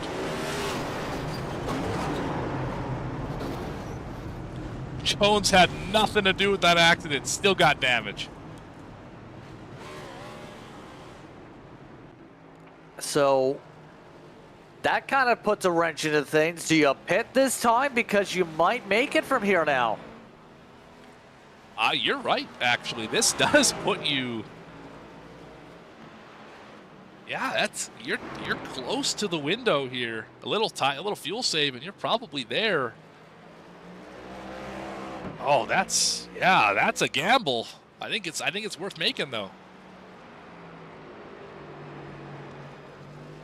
And I'm curious, the drivers that are most likely to try it, like Becca Brown, obviously needs to make a pit stop here, right, at some point pretty soon. Right. Do you sacrifice the lead and take the stop? Actually, no. I think that I would pit here for sure. I think you have to, because we haven't even got the pace car yet, right? Yeah. We still have at least another pace lap before we can pit, if I'm not mistaken. And if that's not the case, Brown is 9 seconds ahead of Trevor Keith. So if he can pit here, he's pretty much going to pit and come out before Keith even gets in the pit stall. Pace car's there. He is going to pit. He's got to go quick. He's got to go quick. Keith is right now on the S's. So that's, and I don't know why Keith isn't going faster. Like, Keith should be right up into pit road here, unless he's not going to pit. Nope. Which he's not going to pit. I don't think he realizes the strategy play here. I don't think he understands what's going on here. And Winstone and guys behind him will pit. Barnes just followed Keith. Oh, goodness. Oh, my goodness. 88 of the 04 just may have thrown this away here because everyone's coming in. Trevor Keith told me pre-race Strategy is the thing that he finds himself on the wrong side of more times than not. He may have just done it again. That's definitely something I think that's going to pop on the post race, isn't it, in terms of that discussion point. Brown already off and away, took 4 tires and fuel. He had such an advantage that everybody else just took fuel only and wasn't even close. Wilson jumped ahead of everybody else despite being involved in the incident. Yeah, this changes a lot, especially if you're Keith, especially if you're Barnes. And I think for Brown, it takes away probably the main competitor he had.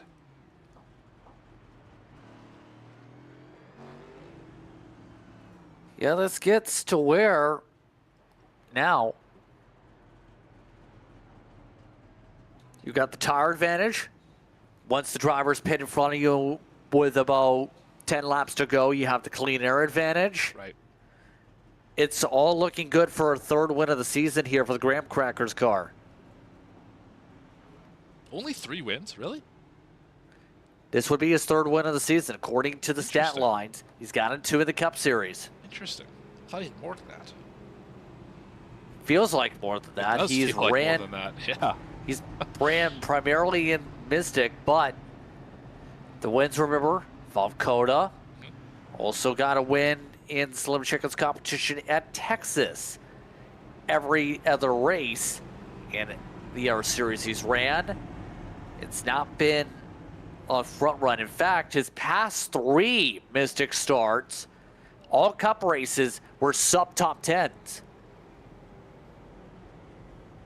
He is definition of checkers or wreckers, if I'm not mistaken.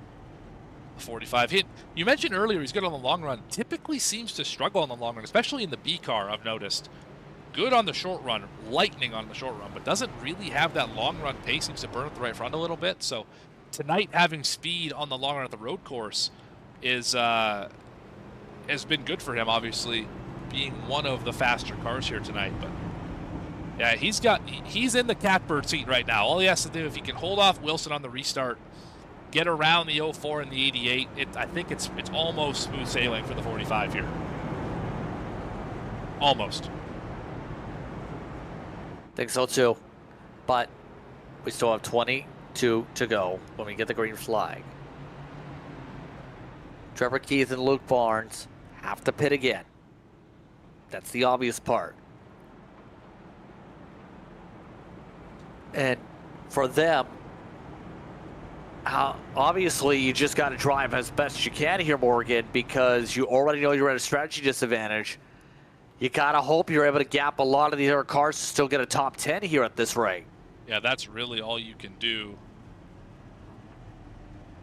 is just hope this restart works out for you and run the best laps you can. Don't make any mistakes, because you're already behind the 8 ball. If you make a mistake, you will not get a chance to get back into this one.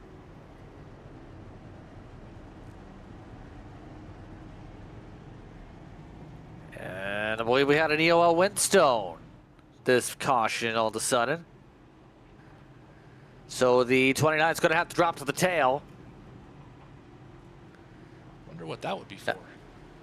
Yeah, I'm not exactly sure the reason myself, but that's going to hurt his track position. He was looking pretty steady before that point, but everyone else making the way to the S's.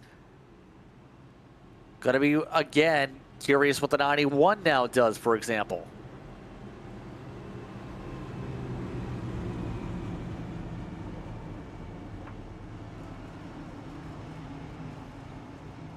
Speeding on pit road, Windstone EOL.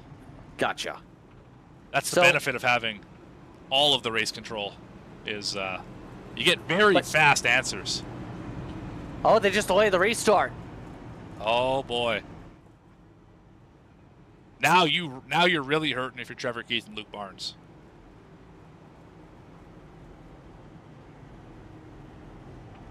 Race control says they have to look at something involving when the pit opened, I think I heard them say. Good. I mean, if they catch Beckett Brown for not catching the pace car and pitting before that, that's going to put the 45 all the way to the back. Because remember, he was nowhere near the pace car, right? Pace car was on the other side of turn 11 when he pit. So was pit road actually open for the 45? I think it would have been because the pace car passed the pit lane, but I can see the point where everyone else was not there. Right, no one else was wild. even close, right? Keith was 9 seconds back. And obviously, you can't just duck down if you're the 88 and 04. That pit road extension came out after they passed by the cones. So obviously, a lot of questions here. By the way, on that point of adding EOL to speeding, doesn't iRacing already give it the EOL if you speed? I think what happened was just it got cleared for some reason based on how weird that caution was when it came to pitting. And I think it probably just got cleared, ended up having to re-add it to make sure that it was served properly. My guess happened last night too, as race control, where drivers would say, you know, closing or exiting closed pit or speeding up pit road didn't get a caution called because how often you have to clear black flags with the juice, that they still request getting the EOL because of course they were in the wrong somewhere in their pit sequence.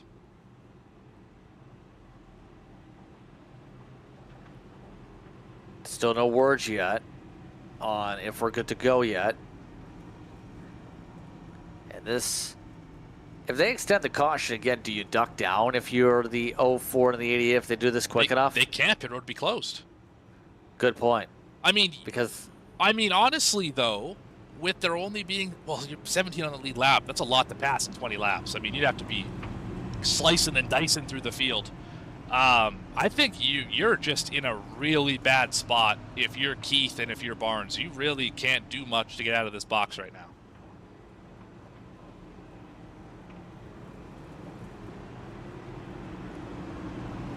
And haven't heard anything from race control. We're coming up to that point where we're coming to the green, they just said. They've confirmed.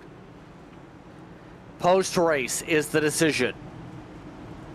I feel like that's talking about the 45, if I had to guess. I'm waiting on word here from race control. Yeah, that's exactly what the decision is. It was the 45 on pit road before it was open. We'll find out in post. But for now, Keith and Barnes up the hill into turn 1. Side by side for second. Brown trying to wrap around the high side. Oh, spin further back. 29's in it.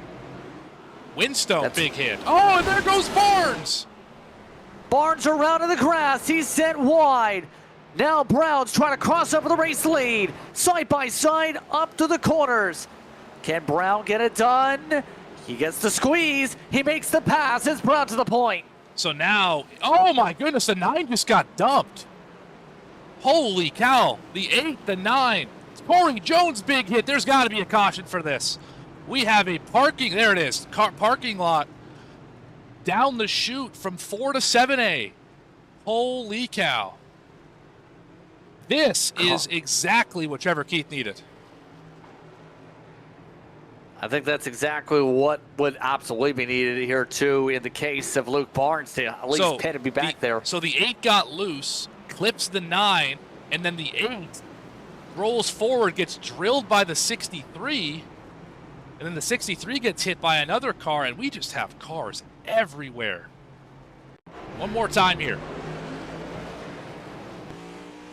So up the hill from this is Corey Jones, riding on board with the nose of Corey Jones.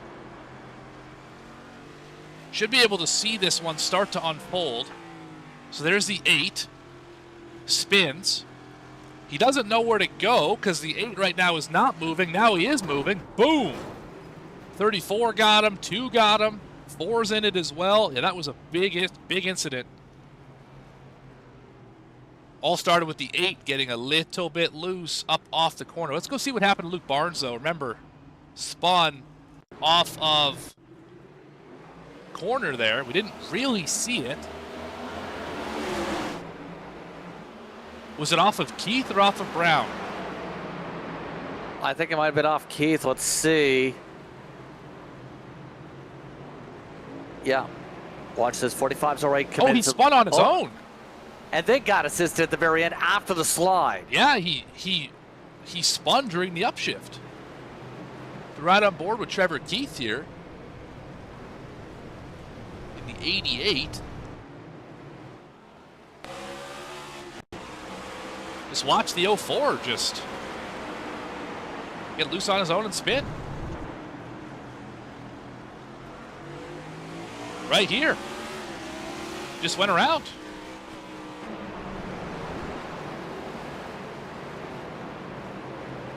And so, this is big for the fuel mileage for those who were not pitters from the initial situation previous. So, a lot of conversation going on the radio. Free pit stop here. You lose track position. Gotta take it here. You're the only one who can't make it in on fuel. You gotta take it here. Yeah, Barnes, remember, on the same strategy, absolutely. Right. Here we go. Should see them down. It's a gimme. And does he take the gimme? No, he does not. They must have fuel in the rails of that car. They have to. I don't know why you don't pit there. Oh, man. He does know he can't make it 19 more laps, right? Well, we're going to find out. A few others on pit road here. Hayes, Anderson, King's on pit road as well. No, he's not. Apologies. A few others, though. Kashari's still rolling. He's last driver running. 4 down, 22nd in the 79. I absolutely believe Keith is in the opinion if it goes green, he can finish higher up than pitting with the air cars. That's the only reason you stay out here. I mean, I guess if you think there's enough laps left, I mean, we only got, 19 left? I guess he must be banking on the fact that if we get going and he's in second, he will pass enough cars, or he'll get far enough ahead of drivers like maybe Hubbard or Winstone or Hayes outside the top 10, that when he pits, he will come out and cycle ahead of them. That has to be the gamble here. I don't know why else you stay out here. Be a fascinating conversation post-race as to what the thought process was here. I mean, in the case of Becca Brown, remember, he only lost 3-4 spots when he had to pit towards the end of stage 2. Right. So he still came away with good stage points. The difference, though, is he ran the whole stage with no caution. Right. He ran, what was it? Well, it was about 20 laps, right? Something like that, 22 laps. So, and he had about a 4-second lead, 8-second lead back to second spot. So he could. Now it's just, I don't know. This is a bold bet on yourself strategy for Trevor Keith, that you can get enough spots and get enough time ahead of your competitors that when you pit, you don't fall back to last in the lead lap in 17th.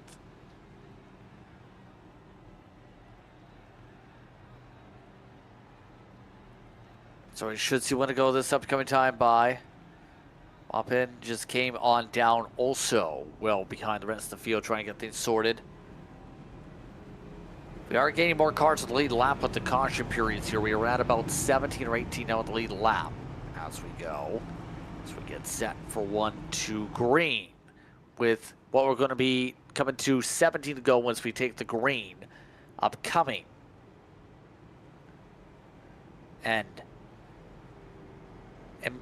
at the very least, on the bright side, no one's crashing the inside wall tonight. So there's that. It has been a tunnel. Yeah. If that's good news, I suppose you're right. That's probably about the only silver lining tonight, I think, for a lot of drivers here. It's been a rough one here this evening. Also, something worth noting too is that normally this series has no fast repairs, right? You get 0. Yeah. Tonight, unlimited fast repairs. There was a mistake, so now a lot of drivers, I believe, are still in the race. I look specifically at the 53, wherever he is in timing and scoring. In fact, he's 5th. Remember, that car has been annihilated multiple times. Still running with a pristine car because of the fast repairs. So that has certainly helped drivers here tonight. Here comes the question, what do you do as your race control now? Because there's obviously a lot more cars that have been decimated tonight that have absolutely taken advantage of this. Yeah, I mean, that was said in the drivers' meeting. I believe that it was that they were going to allow drivers to use as many as they wanted tonight, so long as the racing didn't cross over the line of uber aggressive, which of course we saw the 54 do.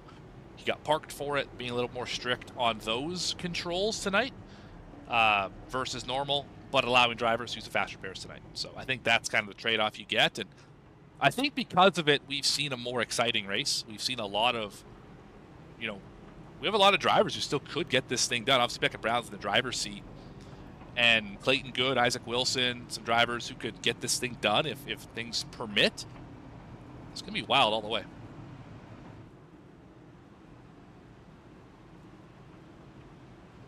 So we're just about ready to go here. Resetting. It's Brown and Keith. It's Good and Wilson. It's Bryan and Bollinger. Leonard and Fiftner. Barnes and King, a part of your top 10.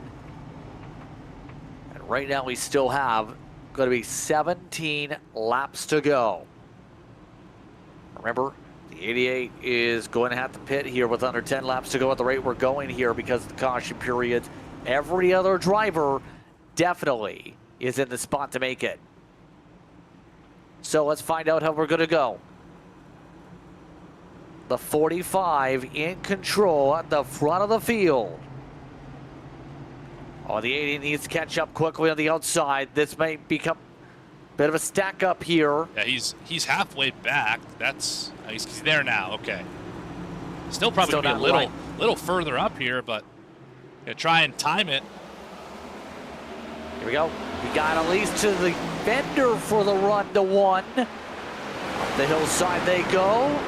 It is Brown who holds serve, although Keith's going over the wrecking. Good. Good's off the racetrack. Good goes around, and Keith tries to go for the race lead.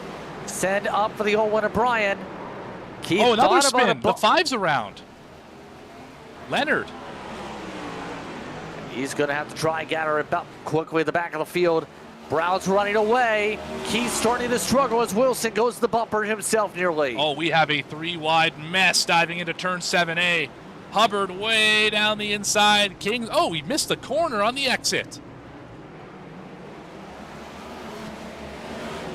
Tried to gain 1, lost 5 in the process. A lot of apologies popping up. There goes Hubbard. He saved it. That is a wheelman right there. That thing was gone. Yeah, somehow, some way, the car survives to live an arrow lap. Still up 16 now to roll with. Somehow, Kane's been able to pick up a lot of spots. He's up to 7th. Barnes going for it as well. And the two very good friends battle here for the 7th position. King's got it for now, but Barnes wants it.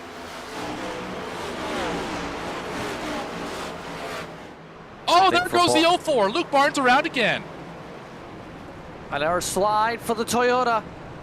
And Barnes having issues up the hillside under braking this time.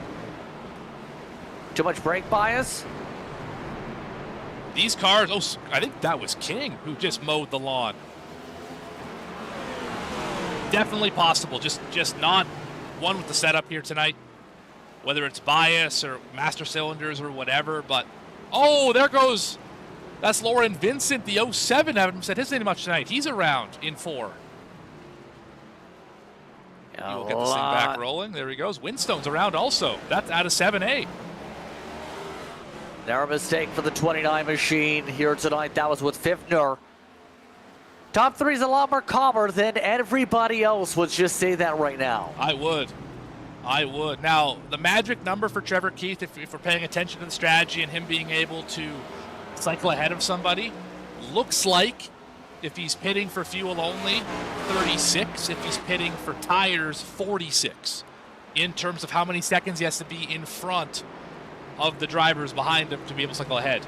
For right now, Winstone is 20 seconds back as Clayton Good hits pit road. So he's got a little ways to go here to get that done, and he's only got probably 5 to 6 more laps in the tank of this car. Keep in mind that interval, though, that's the huge thing. The further away you can get from some of the drivers on that pylon, the more he helps in his case for he's going to actually finish this race out. Look at the 9, getting crowded. Hubbard again. He's been aggressive up through 7. And this time he's able to clear with no issues, no need for contact either. Oh, and then he's going to ride the curb, straddle it. Able to get around. It's Trevor Keith. He's there.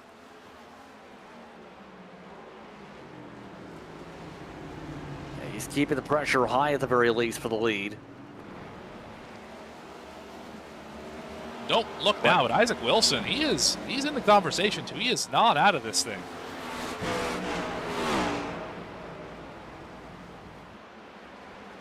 Oh, we got a big problem here. We are still wrecking. This might be another caution. Oh, they got to turn it around fast. Yes, it is. Yeah, King just annihilated Aaron Baum on the rejoin. Oh, boy. Again, this changes everything. Barnes just sailed it in there. I think he clipped King right there. They both end up getting spun, and then King tries to rejoin and just nails Baum. And then the caution comes out right there, so. Oh, boy. Everyone was trying to turn it around, and so 88's obviously had their strategy go the wrong way here, Morgan, because they needed this to go green. They did. To be able to. I swear, if Trevor gets some pit here, I'm probably going to pull my hair out. I have no idea why you would stay out if you're the 88 under this one, because you can only go another 4 laps. Yep. Broadcaster first and foremost, but I do own this car. So I would like the points to go well for this car. I mean, right now, pit stop put him maybe 17th at worst. Yes, I would agree with that. Maybe 18th. I think Maupin's going to get the lucky dog here. So 17th, 18th, somewhere in there, but with only, when we go back racing, what, 10 to go, 9 to go?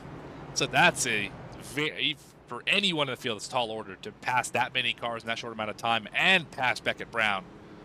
I mean, that's like in those NASCAR video games, the challenges where you have to drive, you got to gain 30 spots in 10 laps, or you got to recreate a historical NASCAR moment or whatever. That's what that's like. One of those mini games you get 3 stars for if you complete it. You get a lot more than 3 stars here tonight if you do that, but it's going to be an incredibly difficult drive should it happen.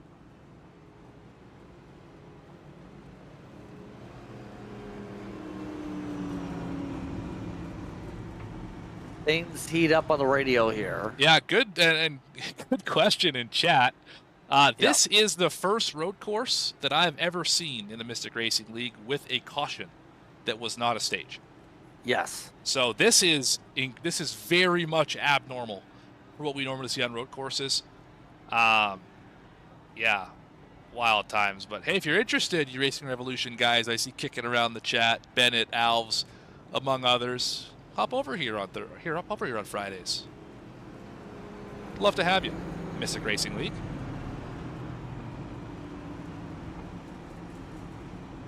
And let's see, should the 88 come down? I mean, we already know the obvious. You better turn right, Trevor.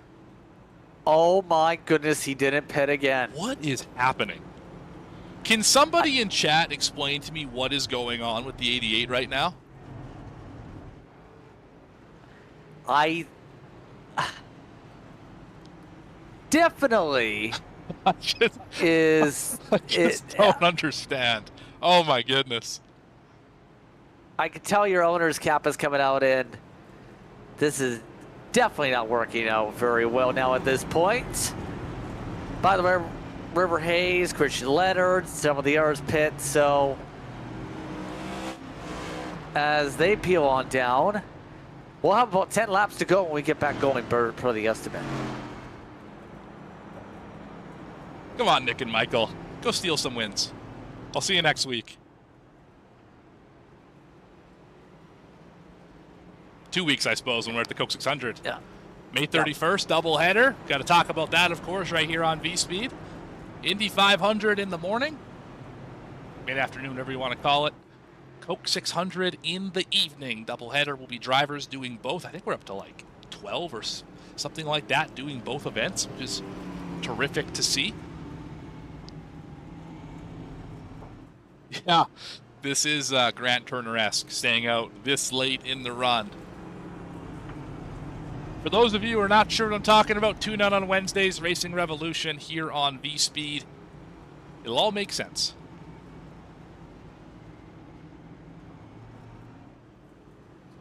And we'll find out pretty soon. Just how it's going to go. So, a risk is being taken.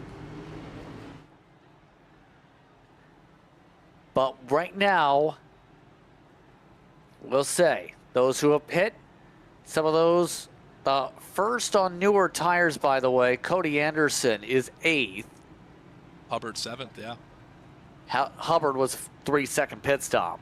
Yeah, true, true. So the 9 will try something here. But again, doesn't really matter unless you have the clean air here. I think there is one gamble that I think all your Racing Evolution buddies are saying here. One more caution. Yeah.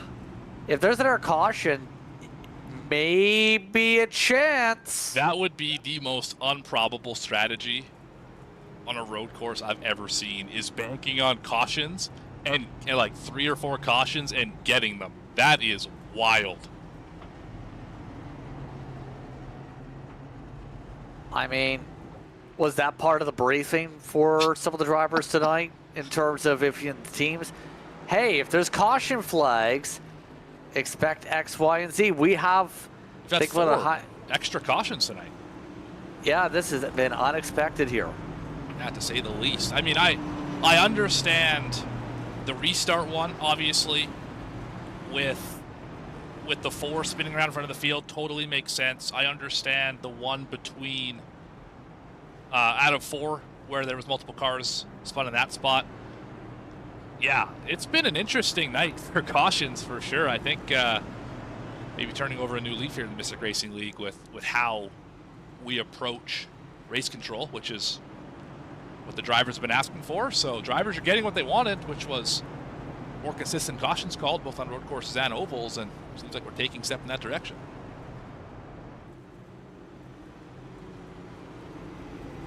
$11 to go.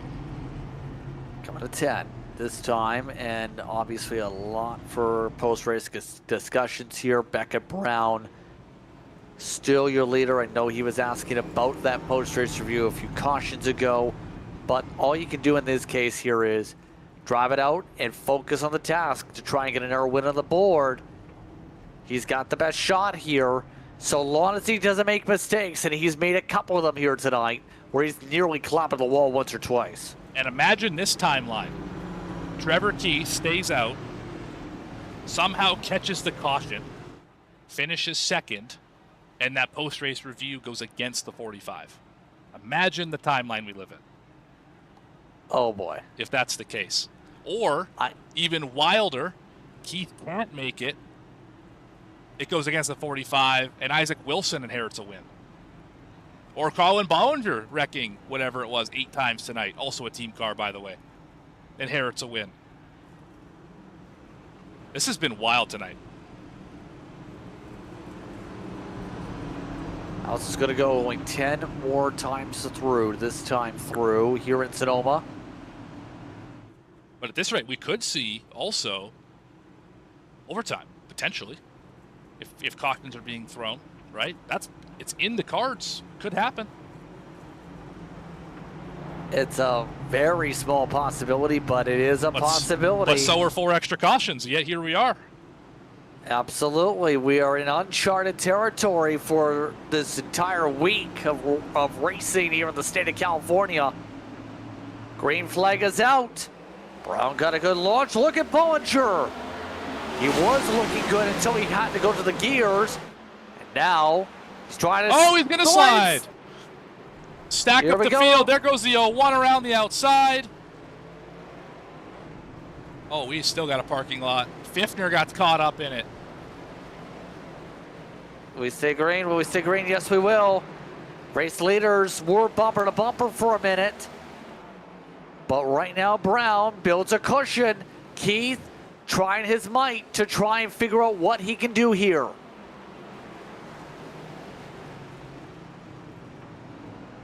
think Good just maybe had a moment off of 4. Oh, there's a spin in front of these guys. I think it's Bollinger again. Oh, it's right in the middle of the racetrack. It's Hubbard. Oh, this might be a caution again. He stopped in the middle of the racetrack. We stay green. Oh, wow. That was extremely close.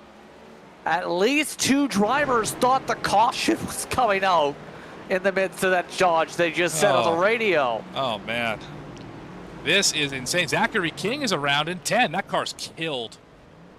Left front no longer doing tire things. Gotta get to the pit road as everyone else trying to survive. Goods got damage here with this. Wilson, he's still in it. He didn't hear no bell. I mean, chance to be able to be on the podium again for the 93 here this season. Right now, just waiting to see what happens, all while Keith backs up his corners. And if we don't get that caution for Keith, that might be second spot for the 93.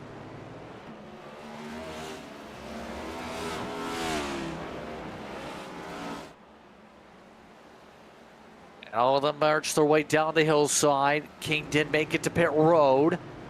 Hubbard fell all the way down to where Pfiffner and company are. Right now, Pfiffner still in the top 15. He's in the position for a top half of the field finish.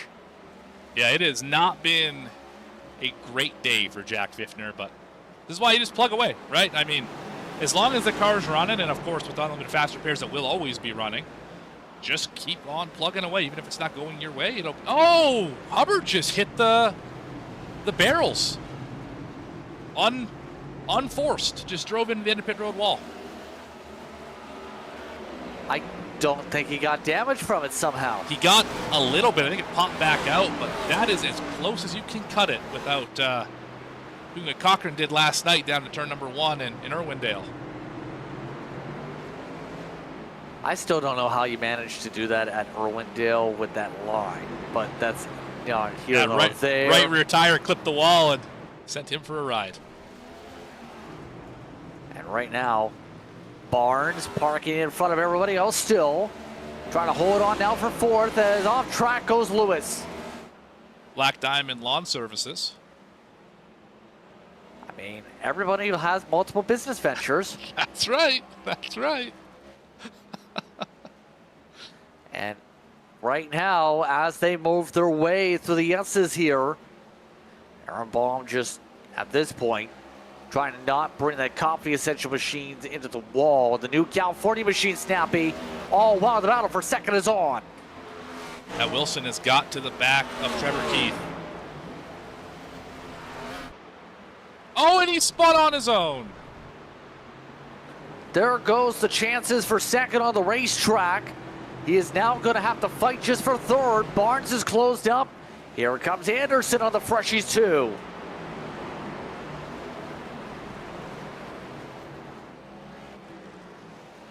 Oh boy.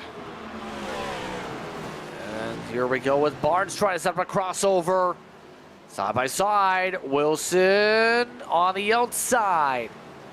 More swapping around. Anderson lost some spots there. Leonard made passes. Barnes trying to make the move still. Yes, Wilson goes to the bumper and spins himself again. Oh, and into the barrier this time. That is going to be the end of Isaac Wilson's shot at winning this race. Lauren Vincent black flag on pit road, I believe. And Baum is battling with 01. There's smoke in the S's.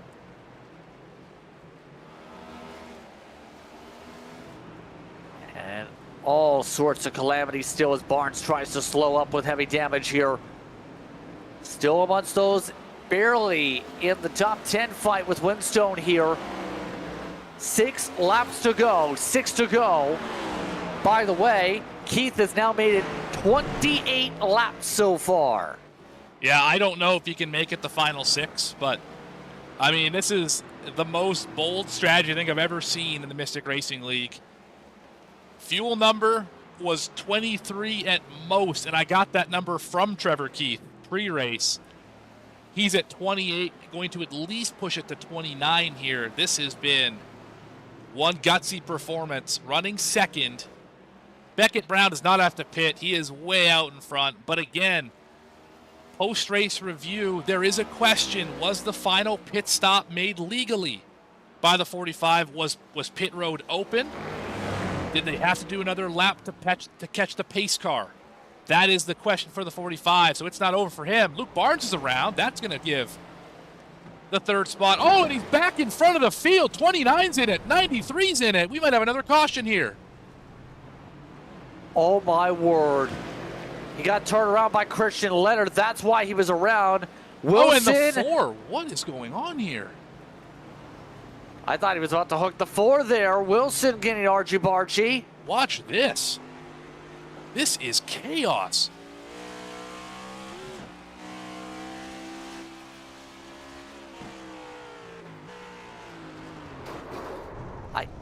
Again, all that sparked up because the 04 got turned in the S's. Trevor Keith just got passed by Christian Leonard. I think Keith is on max fuel save now. Has to be. Yeah, his pace dropped off about, give or take, 4 seconds in a lap. He's not even throttling up down the hillside now. Hey, let the hill do the work for you. You've made your bed. It's made. It's tucked all nice. There's a mint on the pillow. Not much more you can do about it now. Oh, and they're still spinning bombs around. Right back in front of the field.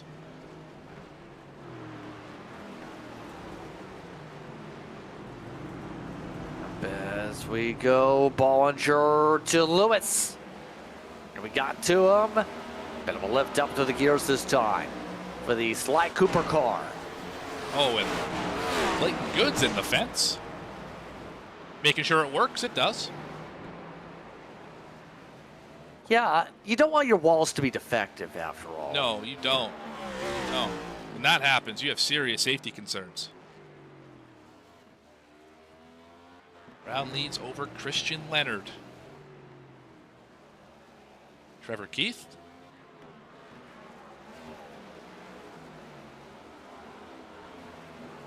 Yep, at this point, might actually lose the top 3 here with the way things are shaping up here.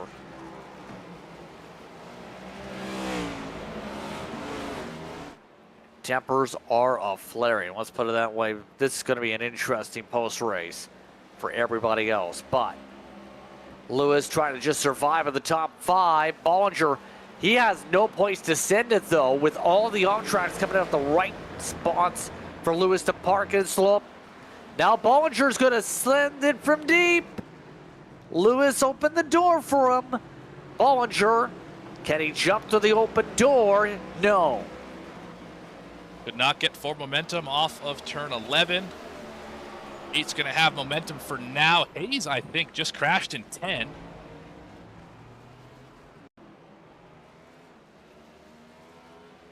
All by his lonesome here.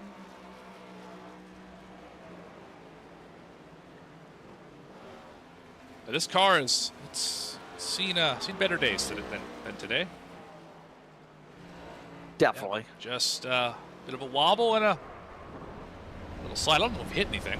No, just went for a ride.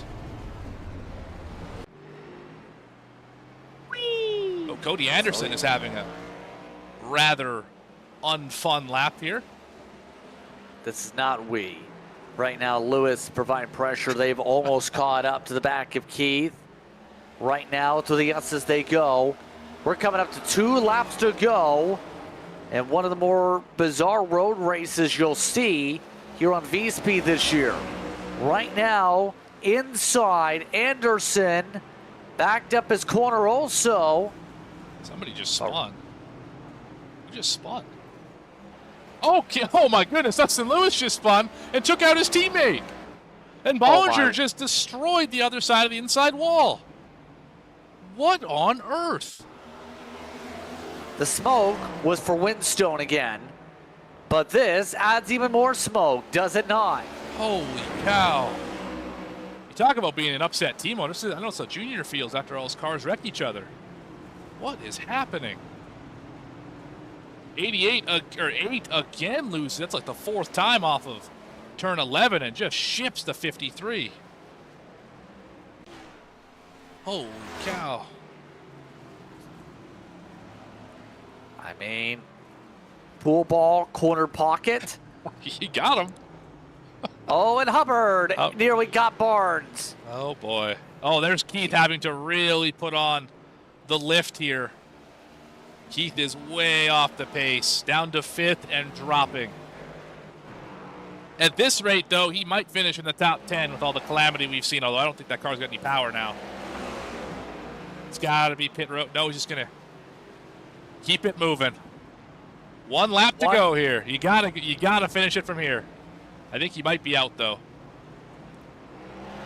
Well, if you're a C4 Racing fan, just avert your eyes. It has not been that kind of day for the squad, but for everyone else, it's been a roller coaster. For Beckett Brown, might be a victory, might be a 15th place finish. It's going to depend on post-race. But on the racetrack, this 45 has been electric as he almost spins off of turn 7A. And JP, take us home. For Beckett Brown, it's been a whirlwind of a night. A lot on the mind for the 45. It's been the type of night where you've had to minimize mistakes. He's even made mistakes himself, but he's avoided destroying the car. All he needs to do is get himself clear around the 51, and it looks like he'll do that. Checker flag, Beckett Brown, unofficially 3rd win of the season. He gets it at Sonoma.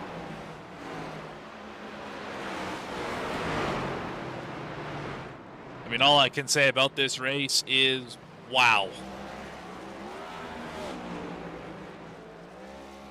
It's a night. It's been a night. It has been. Did Trevor Keith make it across the line? Oh, nope. Boy. He might get there. It's chugging. He's going to get a top 10 after all. He can just go another corner. Oh, my goodness. The improbable strategy, it ends up paying off, and he will finish 10th. Out of fuel. Oh, my goodness. I think he did get 10th. It was by a 10th or so. He got 10th. We'll go over results here in just a moment. Once the rest of this field finishes, Zachary King, the last driver to finish the race tonight.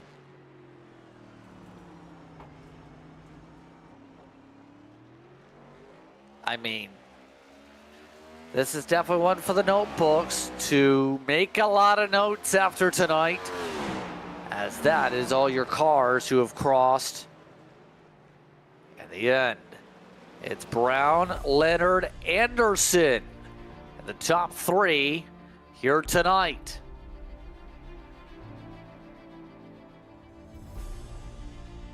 I'm hearing the battle for 3rd and 4th was excellent. See if we can watch Beckett Brown burnout and go find that.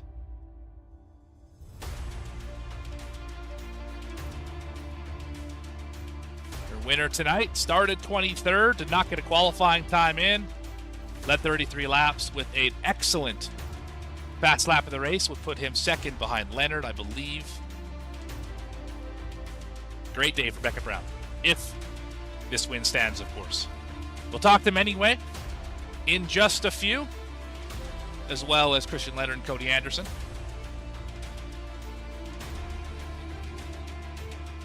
This kind of showcases you have to be good at road courses at the very least, and we've seen the challenge here tonight.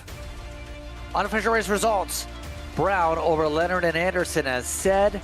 Clayton Good got fourth unofficially. Behind him was Dustin Lewis. Barnes, Hubbard, Wilson, Brian, and Trevor Keith on fumes did get the top 10.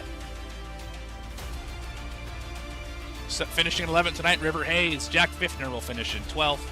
Baum in the 13th spot. Moppin rebounds for 14th. Zachary King, last car on the lead lap, will finish in the 15th position. Winstone in 16th, 1 lap down. Corey Jones, 2 down in 17th. Bollinger, Wild Knight will finish in 18th. Ullman in 19th, and Lauren Vincent will round out your top 20. 21st goes to Luke Barnes tonight, 6 down after his incident. Also down the order, you have the 79 who was still in the race. Chari, who had issues off the rip. Henson, Winkfield, Knopsnotter. Part of the many TNFs tonight, along with Gary, White, Hunt, and Hughes that are down there also. Travis Bennett had issues with VR before tonight. David Moyer didn't even race in the end. Was a part of those in session at first. There's a lot of ways we can go about this here tonight. Let's put it that way. Let's take a look at that battle you were talking about, though. This was battle for 3rd and 4th on the final lap. Anderson, Clayton Good. Once we're done this, we will go have an interview with our top 3 finishers. So Anderson 3rd, Good in 4th, applying the pressure all the way down the S's.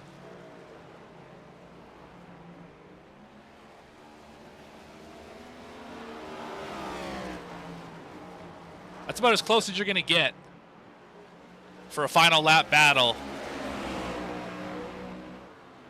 It's Dustin Lewis another time all the way sideways. Got to the quarter on the exit of 11, but couldn't quite get it done. Anderson gets 3rd, and Good will take home the 4th position. But on that note, let's interview your top 3. We'll start off with your race winner, none other than Beckett Brown.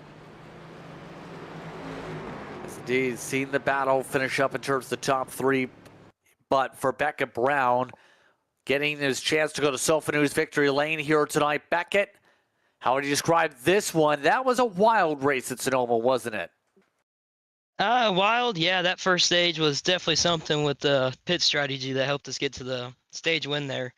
But at the end, I definitely, excuse me, at the end, I was hoping for it to go green with the freshest tires. Yeah, how would you describe in terms of that third stage, though? How did it impact the psyche with the caution, precaution? I mean, I was hoping for the cautions. You know, when I pitted, I was about two laps short on fuel. So I was hoping we could just extend maybe one more yellow and get it to where I could have enough fuel. And we ended up getting there with that extra yellow, getting to 2 laps. And then I was hoping to go green with the fresh tires and take off. But we seemed to have really good restarts. It seemed the 88 couldn't fire like we could, and we could just pull away into that first corner and get away from the chaos. So on that note here, of course, we've seen a lot of appearances for you this season. How would you describe where originally it was a spot start, now it's turned to 3 wins in the course of 10 starts? I mean, I knew I had the speed last season. This doesn't really make up, but it helps heal the wound of last season when we ended up getting a harsh penalty last year, not being able to compete in the cup race. But we were definitely able to win it. But these guys are really good around us. Just oh man, damn Motorsports, like always. We are such a good group of guys. Aaron, Derek, Anthony, and Aaron. We just all click together, and it helps having all guys that click together to be successful. Any shows you'd like to give here tonight? Yeah, damn Motorsports, all the guys I just said. Grady Graham, Grand Crackers Racing for the paint scheme. I made it, but you know, the guys on it for the A Open team. You know, the regulars that race really clean. You know, the new guys were trying to LARP and be SVG and win on their first start, roughing up the regulars, but we showed that we're not here to play. We're here to win in our own series. Congratulations on the win here tonight. Thank you. Becca Brown gets the job done up the front of the field. Christian Leonard, second. He's with Morgan. LARPing references one in this broadcast. All right, Christian Leonard, Morgan, JP up in the booth. You got a copy? Yes, I do. All right, wild day for you, good sir. At one point, it looked like you had this thing locked up the way the strategy was looking and everything cycled out. You spun around a few times tonight. Car was off track. It was a wild one in your first start here in this series. What's your main takeaway? Will you be coming back? I don't know. I'll have to think about it. It's hard to be disappointed with second place, but I definitely had the speed and the strategy to win at multiple points. But whether it was lap cars wrecking in the racing line and then going out of the racing line, causing me to spin out, or whether it was guys completely losing it on the restart and spinning me out, or people blocking me into the sand and then getting mad at me for not lifting for them when they try to block me off the racetrack. It was, I don't know how I got back to second after all that. That was absolutely ridiculous what happened the entire time. But I guess I'll take second after all the chaos. Yeah, I think that sums it up pretty well. I mean, you were caught up in many incidents tonight, most of them not of your doing. A lot of speed in the 5. You found yourself in stage 1. This is kind of the pivotal moment of the race, that first caution, right? 91 spun backwards on the racetrack, couldn't get turned around, triggered the caution. 5 laps into the stage. Some drivers pit, some drivers stayed out. You were one of the ones, I believe, to pit on that sequence. How did you envision that working out the rest of the way? Did you think that was the race-winning move to pit there?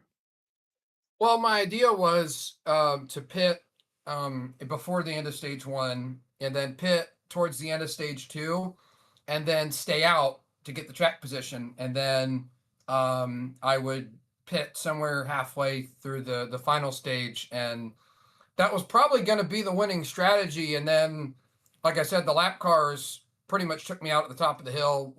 They wrecked each other, and then one of them started coming back into the race, down into like the line I was taking to get away from it, and that caused the car to just completely crash itself out from under me. And then somehow I got back on another race-winning strategy when the 2 leaders stayed out, and I had just enough gas to make it to the end. And then I got, I think it was, I got crashed at the top of the hill by, I don't know, somebody missed the corner. I got a little loose coming off of turn 2, and I guess they decided just to take me out and bomb it up the hill and spin me there. And then I just took tires with the intent of hoping to get a top 10 on the final run. I don't know how I got back up to second, but there was quite a few times I thought I pretty much had it made, and then I don't know, I guess people just couldn't figure out how to not spin out into me. And that's interesting about Sonoma too, is we talked about it at the very top of the show. This is one of those original NASCAR road courses, right? Sonoma, Watkins Glen. Why is it you think drivers struggled so much here tonight versus, I mean, anywhere else? Like, of all the racetracks, this should be one that drivers have at least an idea of how to run, right? Well, yeah, but there's a couple of reasons. This is the iRacing rescan of this track is a little bit newer, so it definitely changes the way it drives. Also, the next gen car and iRacing together have about the worst tire model that you could imagine. And so if you use if you even look at the gas pedal in half of the corners, the car is just going to wreck itself. So, if it takes a good bit of practice and a good bit of knowledge about how these road courses work. And, for some people, they're just not not to rag on anybody, but not everybody's the greatest road racer. When you run NASCAR, most of the time you're usually on ovals. So if you're not all that familiar with road course racing, if it's not like your thing, then you just kind of have to accept that you're going to run half a second off the pace every lap to not spin out. And I guess some guys just aren't willing to do that.